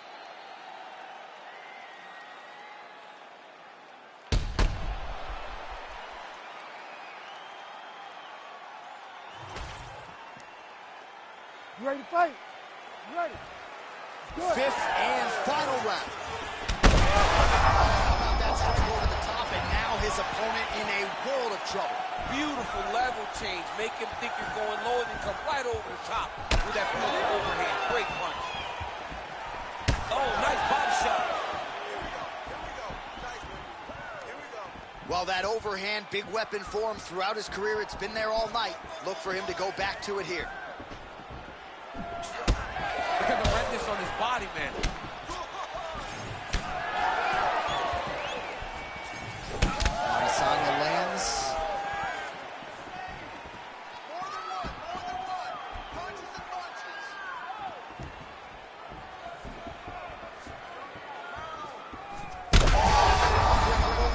This fight's going to be over, DC. What a great way of mixing up his attack. He didn't stay the course. He mixed it up. He went high when his opponent thought he was going low, and now he's got him hurt very badly. All right, so you see some redness on that calf. Maybe he's starting to slow down a little bit. It looks like he is. Starting to feel big flying knee. I don't know how the poor still on his feet. Hurt him bad.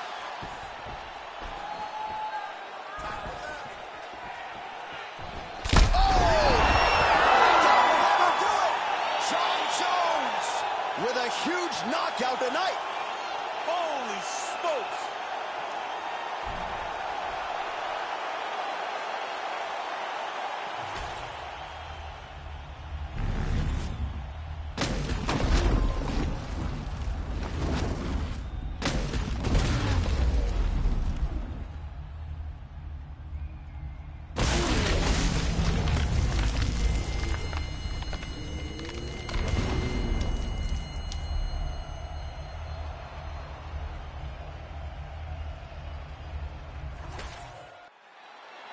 We send it inside the octagon. Bruce Buffer has your official decision.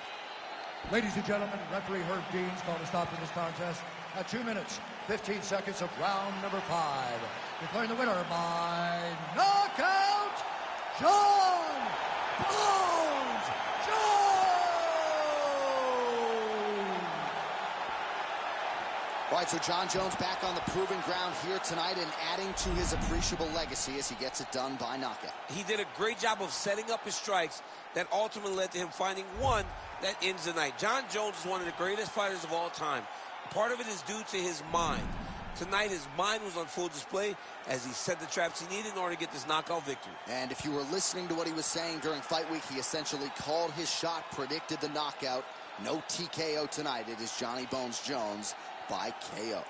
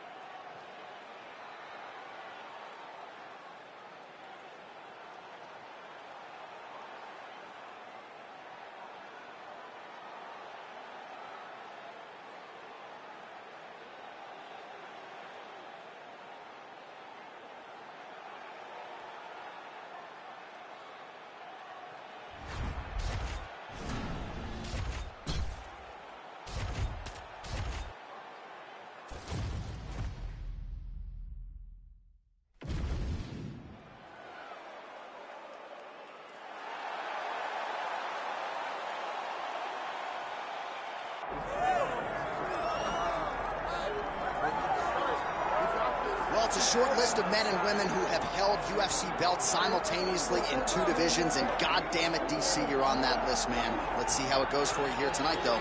You're the underdog. I'm one of the blessed ones, John, to have been able to accomplish the things that I've accomplished, but it's taken a lot of hard work. Really focus on the striking, the grappling, having a great team at the American Kickboxing Academy, and as I walk to the octagon tonight, I am trying to show all the work that I have put in and hope that it's enough to get the hand raised once again inside the UFC's octagon. It is amazing to think that you didn't get your start in mixed martial arts until you were 31 years old. And one thing I've always said about you, even if it hasn't been the greatest training camp of your life, you have a penchant for rising to the occasion. There's something about fight night and those bright lights that once you sort of flip that switch, you're able to excel when a lot of guys fall. I'm a competitor from the octagon to Madden. I just want to win.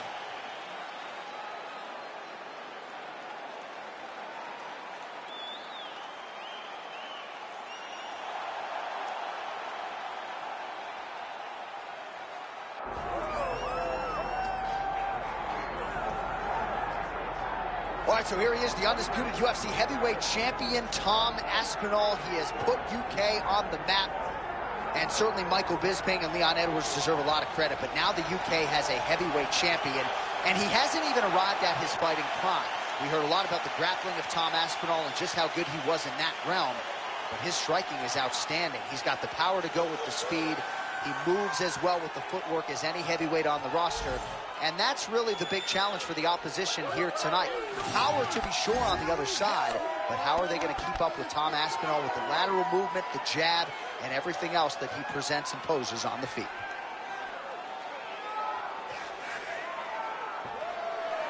All right, ready to go here at the Big A, the Honda Center in Anaheim, the Duck Pond. Both fighters have entered the octagon. Could be one of the more important fights of this or any calendar year. Our tale of the tape for this, our main event of the evening. Here once more is Bruce Buffer. Ladies and gentlemen, this is the main event of the evening.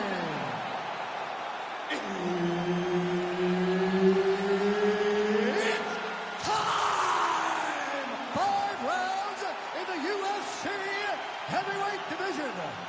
Introducing first, fighting out of the blue corner. Ladies and gentlemen, he is the former UFC light heavyweight champion, the former UFC heavyweight champion, and the member of the UFC Hall of Fame, Daniel D.C. Cormier. And now introducing his opponent, fighting out of the red corner, Tom Aspinall.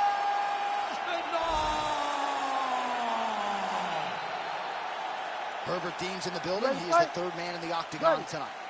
All right, early round action here, and the wins and bonuses just continue to pile up for the budding heavyweight contender, Tom Aspinall. Truly a finish the fight thus far. How's his opponent still standing? I mean, I have no idea. This fight is supposed to be over. And it might not be over now, but it's going to be over very soon. Let him go. Let those hands go. He's in a lot of trouble now.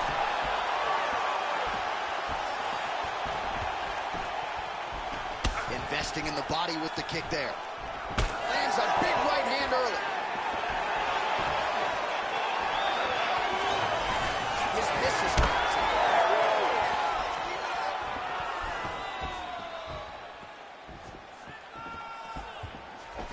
Useful strike there. The hook is clean. Nicely done. Well, he's more than content to work off of his back, DC, where he has been a magician in his UFC career. There it is. Now he's going to mount. He's got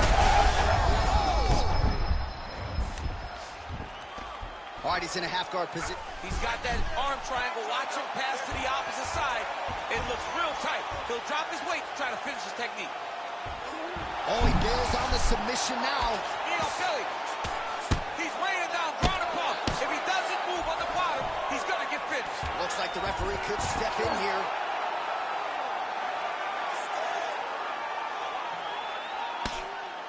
Oh, big combination of ground and pound strikes here, DC. This could be the beginning of the end. I mean, you got to be very careful when you take these big ground and pound strikes.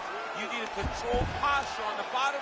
And if you're the top guy, the guy that's looking to finish, continue to gain posture and rain down big strikes in your opponent. All right, so that calf is starting to bruise up. We'll keep an eye on it. He's got to check now, because if he doesn't, his leg is going to be so, he's not going to be able to move. He's going to be in real trouble. Beautiful transition.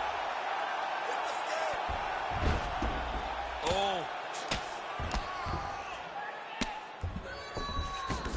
And look at him attacking the arm triangle on the other side. He's going to lock him down, try to pass all the way across his body.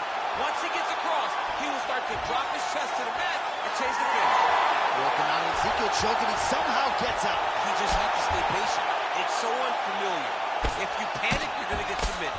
He didn't panic.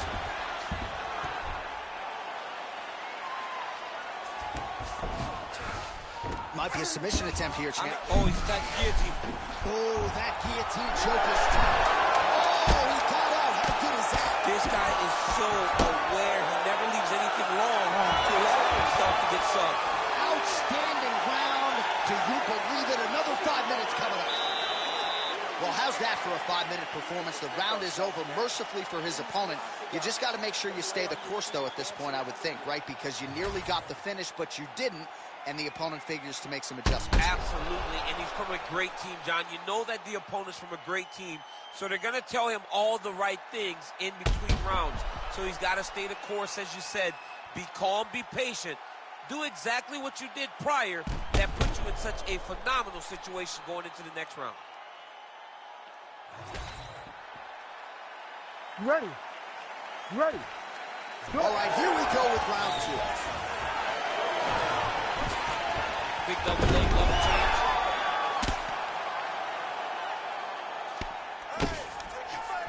Nice pass. Oh, right into mount. Setting up a submission. Oh, good technique there. He's got the triangle choke locked in. Oh, somehow he gets out. Fantastic submission, D. All right, feet on the hips here. Well, defense doesn't always win championships in MMA, but how about the submission defense tonight, thwarting one attempt after the next? Yeah, and the fact that he's just constantly under attack tells you he was very prepared for the type of fighter that he was in front of. He knew there would be some submissions coming his way. He was ready to defend them, and he has done that beautifully. So the crowd absolutely loving it as these fighters work their way back to the feet. The fighters are back to their feet now, and they can take in the applause because they deserve it after that grappling exchange. Just over 3 minutes to go. Overhand lands. Oh, big elbow. All right, so the commitment to the takedown pays off after setting up an arm bar now. Oh, he's got that arm in tight, DC.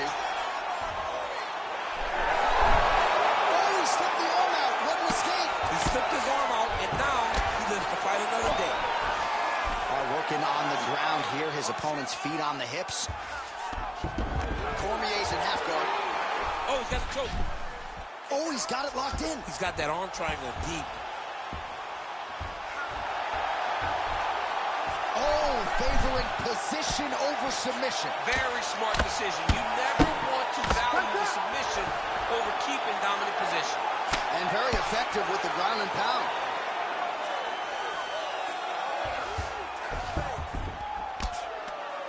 Just over a minute to go, round 2.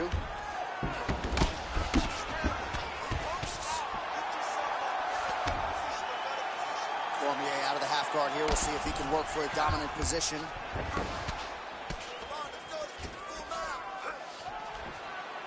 All right, so he continues to land a high volume of strikes. He talked to us a lot about pace and pressure, and he has certainly kept up his end of the bargain. I mean, the cardio is fantastic tonight. He is pushing at a level that we have not seen him fight before. This is shades of Colby Covington, Max Holloway, those guys that can fight all night. He is showing you that he has done the work in the training room, and it's on full display tonight. Well, he continues to manhandle him here on the ground. Seconds winding down in round 2. Ooh, heel hook attempt now, and it looks locked in. Oh, and there's the horn at the end of the round. How about this fight, folks? You see, he was nearly caught in a submission there right at the end of the round. Saved by the bell. So back to the stool. Mentally probably not in a great place here. We'll see if he can recover and get himself back into this fight.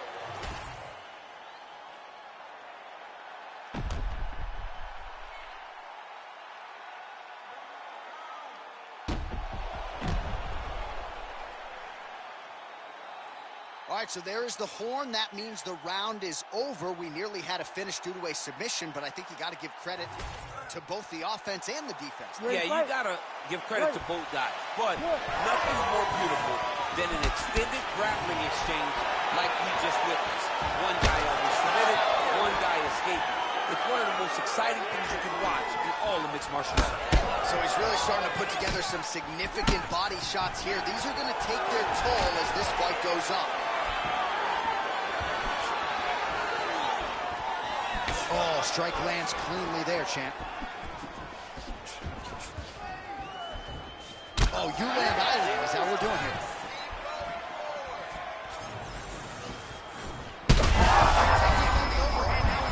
That's one of those shots that if you take one of them, if you end the night, that one landed right on the spot.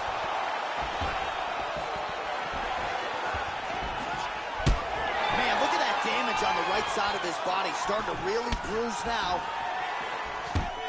He blocked him pretty good, but didn't sort of smell blood in the water, and now his opponent's back in the fight. I mean, blood's in the water. You got to go get it. You got to go find the finish. You cannot let him off the hook like that, because now he will be motivated to try to go and hurt you as you hurt him. That is tight. Oh, he's out of danger. Great submission defense. He was able to take his arm out and stay safe. All right, so he's got the ground and pound game going here. Get on your side. Get on your side. Don't let him keep you flat. And we have passed the midpoint of the fight. All right, so that opened up a cut around his eye area. He hasn't moved his head well. He was taking shots too clean, and now a cut has opened up. Yes, smart adjustment. Yep.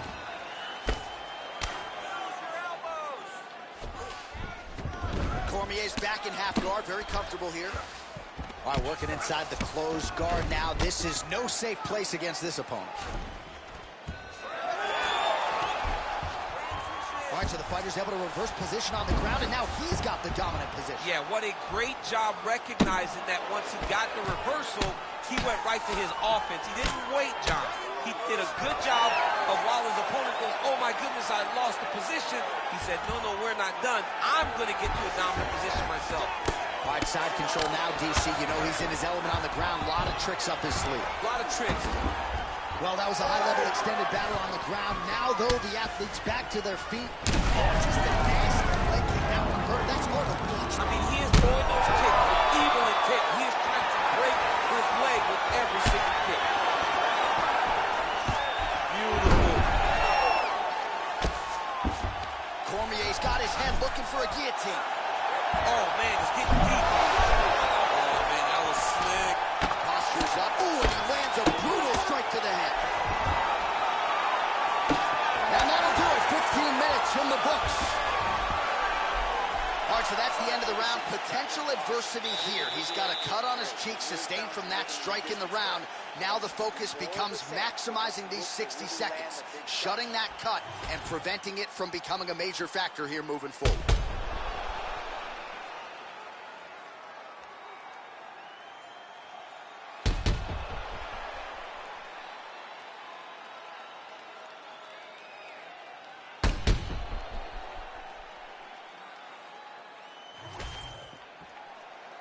You ready to fight? Ready. Fourth round, fight scheduled for 5 5-minute rounds. Oh, he did a real good job of levitating off of the strikes, too.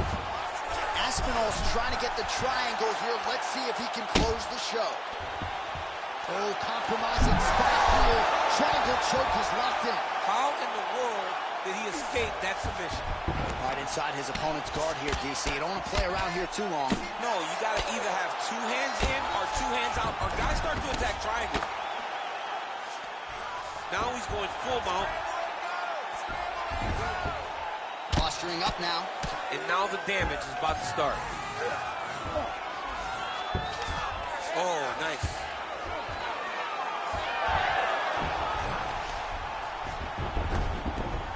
Close guard. Oh, reverses the position now. Outstanding work on the ground by Aspinall. All right, he's very comfortable fighting off his back, DC. Now looks like he's trying to hip escape. Yeah, he's trying to hip escape or maybe look for a Kimura here. All right, so some definite damage underneath the elbow now on the side of his opponent. A lot of strikes to the body starting to add up. Yeah, a lot of strikes to the body and mixing up the attack, not being one-dimensional, not headhunting inside the octagon. I think he has fought beautifully right now, and it's starting to show itself. Aspinall's going for that arm triangle. Let's see if he has it. Ooh, arm triangle's in tight. It's getting in very tight. He's up. What's the defense on display? Well, he's no stranger to being in this position. Strong work from the top here by Cormier. Under 2 minutes here to go, round 4.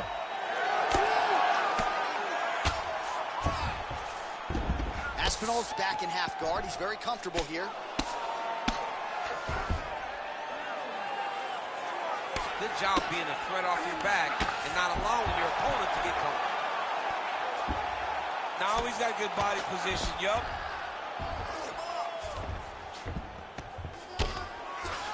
All right, operating inside the closed guard now. All right, half guard position here, DC. You have an extra hop in your step when you talk about fighters working out of this half guard. Oh, man. I like half guard as a top fighter. I understand half guard as a bottom fighter. Don't want to be there. Right. Very dangerous. But if you are there, you have to. Going for that patented rear naked choke now. Oh, that rear naked choke looks tight. He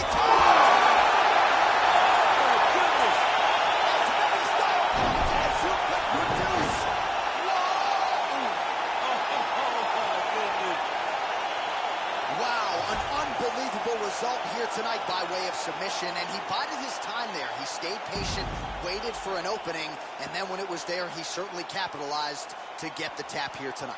All right, let's take a look back at the replay as he gets it done by submission tonight, champ. Just watch how slowly he approaches the submission, though. He never rushes. He takes his time, but it's his trickiness.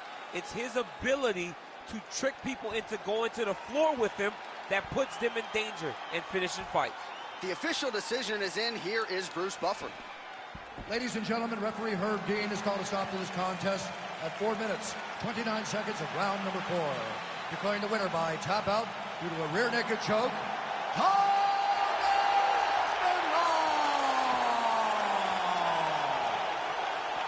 All right, so there he is, all smiles, and rightfully so after he gets the job done by submission tonight. You told me off the air before the fight that he was going to submit him, and that's exactly what happened, man. I mean, you know, this guy has such a great submission game that you cannot lay in his guard. And his opponent is known to lay in the guard. He made him pay for it tonight and got the submission victory.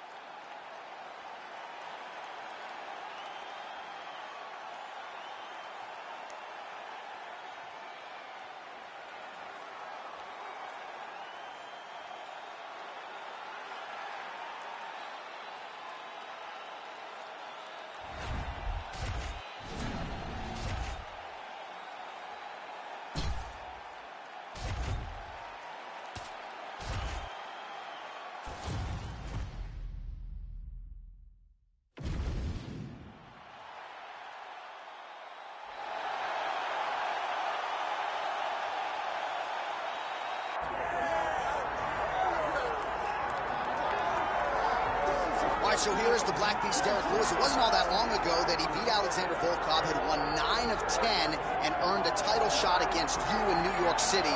Derrick Lewis back on the ground here tonight. Derrick Lewis is a beast and one of the strongest guys that I have ever felt inside of the octagon. Every time his punches land, you can feel this unbelievable thud up against your head, in the body, and everything he does, it is just absolute power. He's a very, very good athlete, as he shows with these double kicks that he always likes to throw up. Derrick Lewis, when you win 9 out of 10 fights, you're a monster. And he is, on paper, one of the more prolific knockout artists this division historically has ever seen. The Black Beast, ready to get back to it here tonight.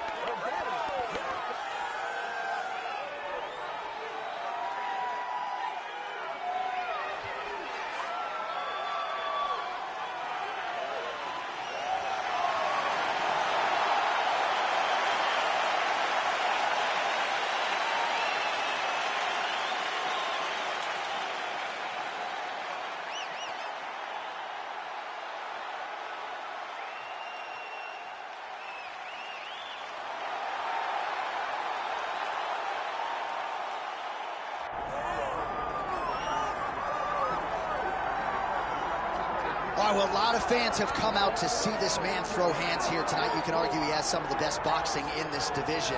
But fighters are a sensitive lot. It's like every time we put over his hands, he feels like we're saying out of the other side of our mouth that he's not well-rounded. That's not the case. No, we're not calling him limited at all.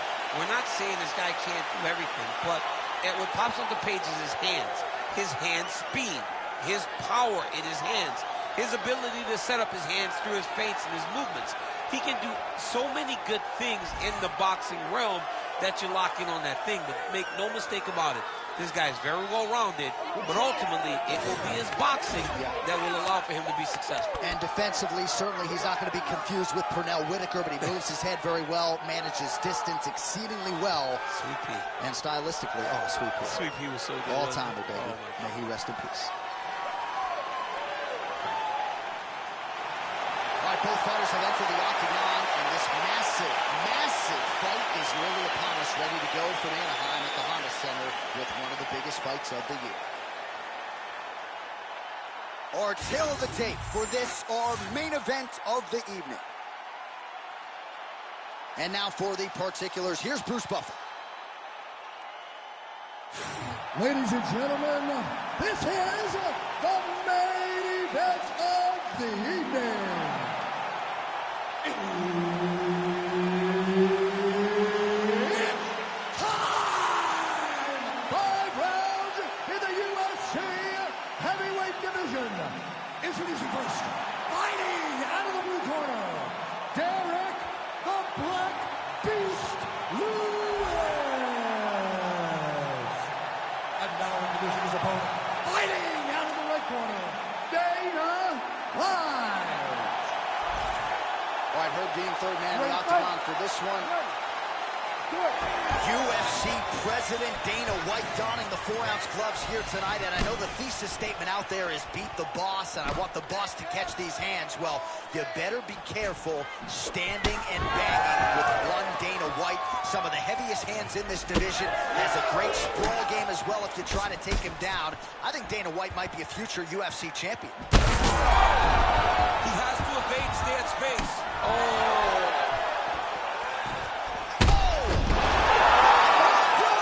The Black Beast strikes again.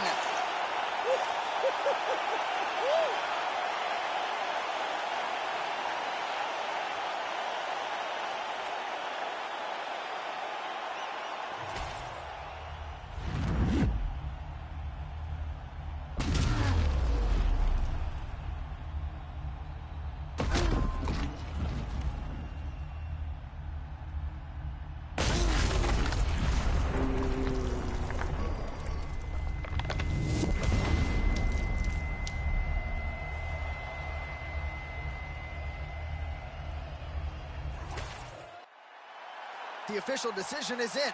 Here's Bruce Buffer. Ladies and gentlemen, referee Herb Dean's called a stop to this contest at 49 seconds of the very first round. Declaring the winner by knockout, Derrick the Black Beast Lewis. Well, Derek Lewis might just be the UFC heavyweight champion of the world before this run is said and done. Congratulations to the Black Beast on yet another UFC triumph here tonight. And Lewis really starting to put all of his skills together under Bob Perez. That is a scary proposition for the rest of this heavyweight division. Of course, tonight, though, it is all about the Black Beast.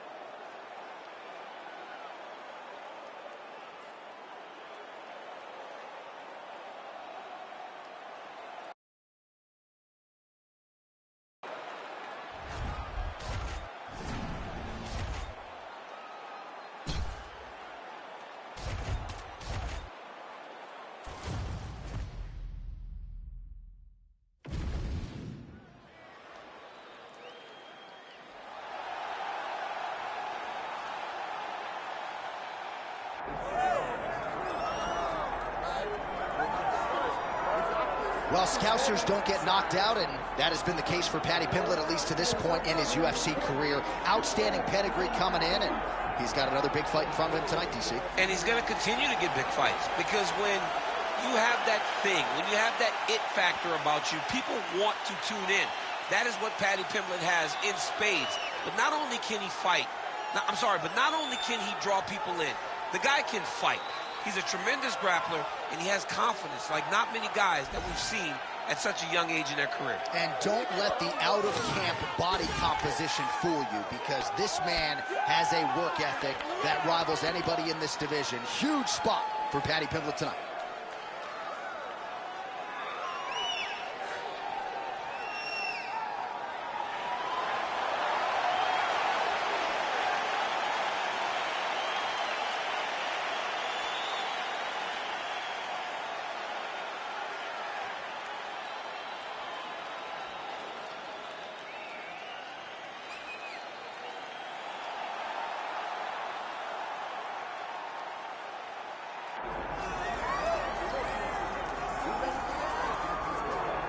Oh, well, if you like high-level Brazilian Jiu-Jitsu, perhaps this fight will be the one for you. You got to think his opponent is mindful of all the skills that he has in that area.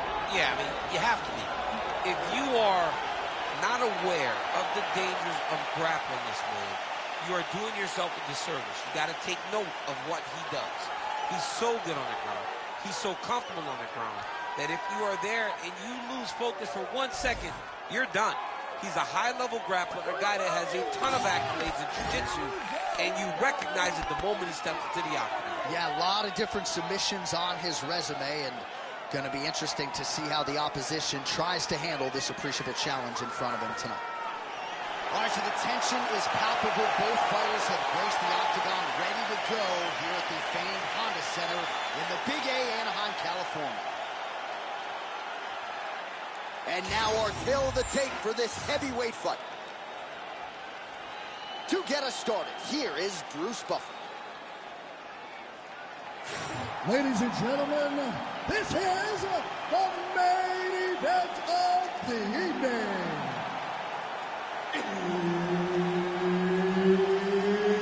It's time! 5 rounds in the UFC heavyweight division. Introducing first, fighting out of the blue corner, Paddy the Bandit Pimblett. And now introducing his opponent, fighting out of the red corner, presenting the former UFC featherweight champion of the world, Ilia El Matador Topuria. All right, Herb Dean, our referee for this one, just about to get underway. Well, no shortage of UFC history has been made inside these walls. Good to have you with us from Honda Center tonight here in Anaheim, California. So many big UFC live events in this venue. It's a great arena. It's a beautiful arena, but one that I was glad he never stepped foot in the arena. I didn't even guy to lose 2 UFC championships in this pit of hell that is called the Honda Center. No, fantastic arena, just does not work for him. Just turning his hip over into the leg kick. Lead kick landed there by Ilia Topuria. He's got aggressive. He's got to chase that finish down now. In the half guard. Getting him out here. Oh, he's got to be careful there, yep. Going for an arm bar now. Oh, that's very deep now. Oh, now he's in trouble. Oh, he's out. He actually escaped. Look, I gotta stop writing these dudes obituaries, man. I always think they're done. Surprise me. Oh, his opponent squirming like a fish out of water now. The ground. Oh, nice headlock. That guillotine is very tight. Oh, he escapes. He got out. I mean, wow. That is great submission defense. That was a slick transition. If you're the bottom fighter, DC, what do you do? You got to move. You got to shrimp. You got to get up on a hip to try to move your opponent off of you or pull him down to close the space. Less than 2 minutes now to go.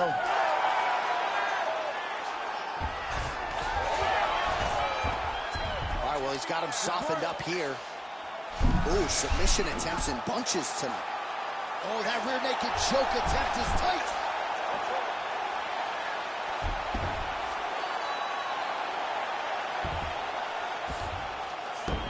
All right, bottom fighter here, maybe looking to hip escape, DC. Well, the ground and pound is there once again. Strong work here by Kimbrel. Another ground and pound strike gets home. All right, this position now what we call the north-south. If you're the bottom fighter, what are you trying to do to get out of harm's way? Man, it's tough on the bottom. It's very tough because everything hurts, right? It doesn't matter that they're not completely driving the shoulder in. It just, everything hurts. So you wait for your opponent to go to his next action. And when he does, you go and attack the hands. You get to your knees and you attack the hands with both hands and try to peel the lock so you can get to your feet. All right, closed guard now. You got to be careful, though. He's got a lot of submissions off his back. All right, side control now. We'll see if he can advance position. Second round, straight ahead. Stop. All right, mercifully, that is it for the round, and Topuria's got a cut to deal with above the eye, or perhaps better put, the cut man has got to deal with it. We'll see if he can stop the bleeding. Keep your position. And you did great. All right, so there is the horn. At times in that previous round, I didn't think we'd get here after that head kick nearly had him out of there. It was a good round leading up to that. But when you take a head kick like that, when your opponent gets your entire body into that kick, usually the night's over. Very tough to still be standing, but he can't take many more like that.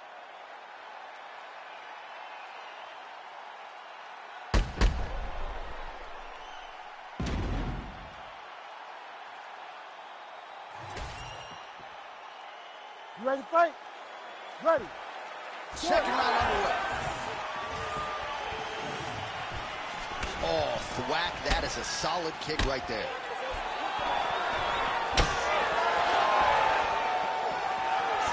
Beautiful setup to the leg kick. He gets to the flying knee. All right, so not exactly the approach we thought we would see out of this BJJ player. His ground game, you can argue, as good as anyone's in this division. Has not even attempted to take this. I would never have expected this, John. I don't understand what is going on in this fighter's head. He needs to get the fight to his wheelhouse, and that is on the ground in the grappling. I don't know, man. Pride is a weird thing, and it seems as though he's fighting with pride tonight. Oh, what a kick. Oh, man, another huge kick.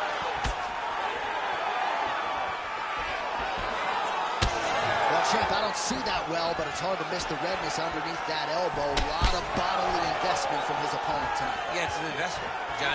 It may not pay dividends right now, but the more you go there, the more damage you do, eventually it will show itself. And right now, it's starting to show. Kick there as it lands, and maybe time to get the bonus checks ready. I mean, this fight is about done. He's got him hurt very bad with his head kick. Now he has to find one more strike to end the night. So pretty good recovery by the opponent after getting stunned pretty good. Got to capitalize on those opportunities. I mean, you can't wait. You don't get him as often as you'd like. You get a guy hurt, you got to finally increase him. You know, DC, his leg kick grounds his opponent lifted a little bit, trying to stay upright. But man, that changed the complexion of this fight. Johnny's hurt. He's hurt really badly by that one big leg kick. There it is. That's that one, the right hand. Oh, my goodness, what a kick. Oh, look at that. Oh, he lands a massive kick here. Oh, flying knee. Beautiful knee.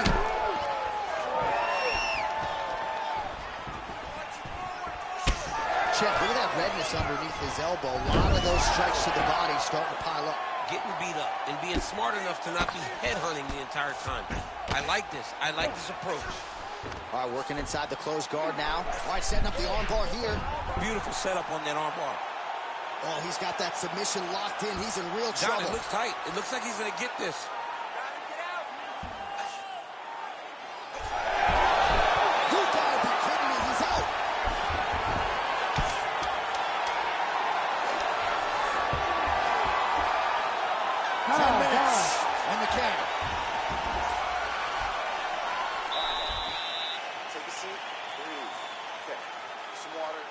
Listen, I need you to put him on his back this round. You can win this fight from side.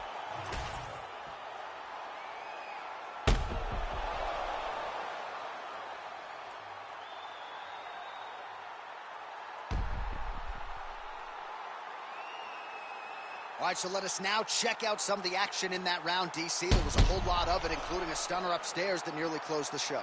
It was a lot of action. It was back and forth action, but the big moment was that big strike to the head that landed, that put him on wobbly legs, and in survival mode, luckily he made it to the end of that round. All right, next round is now underway. Hopefully the action continues at a high level. Pretty good first 5 minutes. Pretty good first 5 minutes. Both of them really pick it up. Let's see who decides they're going to keep the dance on. That'll do it! Wow! Well, that smile on his face is only going to be surpassed by the zeros on the check. A huge knockout tonight. Got to think some bonus money's coming his way. Bonus money is coming his way. When you knock somebody stiff like this, you expect a bonus check. What a phenomenal performance by this young man.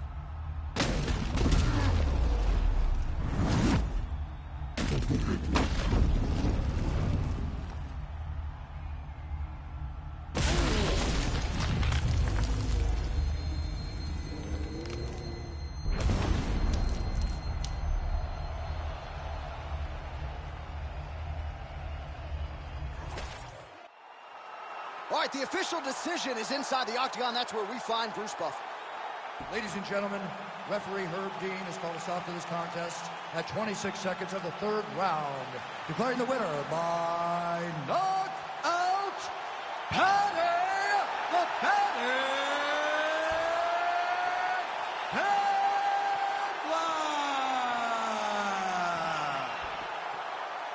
All right, so there he is, the man of the hour. What a massive knockout for him to get this win in style tonight. He did everything he needed to do to find the knockout. Now he can celebrate with his family and friends as they earn this spectacular victory.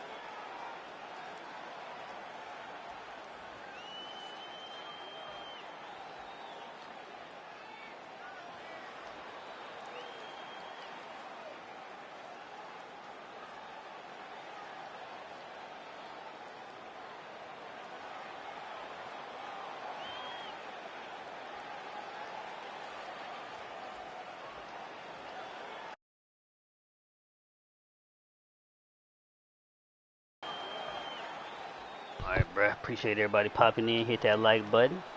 We'll be back on tonight, 10 p.m. Eastern Time. As always, can I get a big 9 hours for y'all, bruh? Love all the fans. We're going to be talking about some 2K2 later on. 10 p.m. Eastern Time.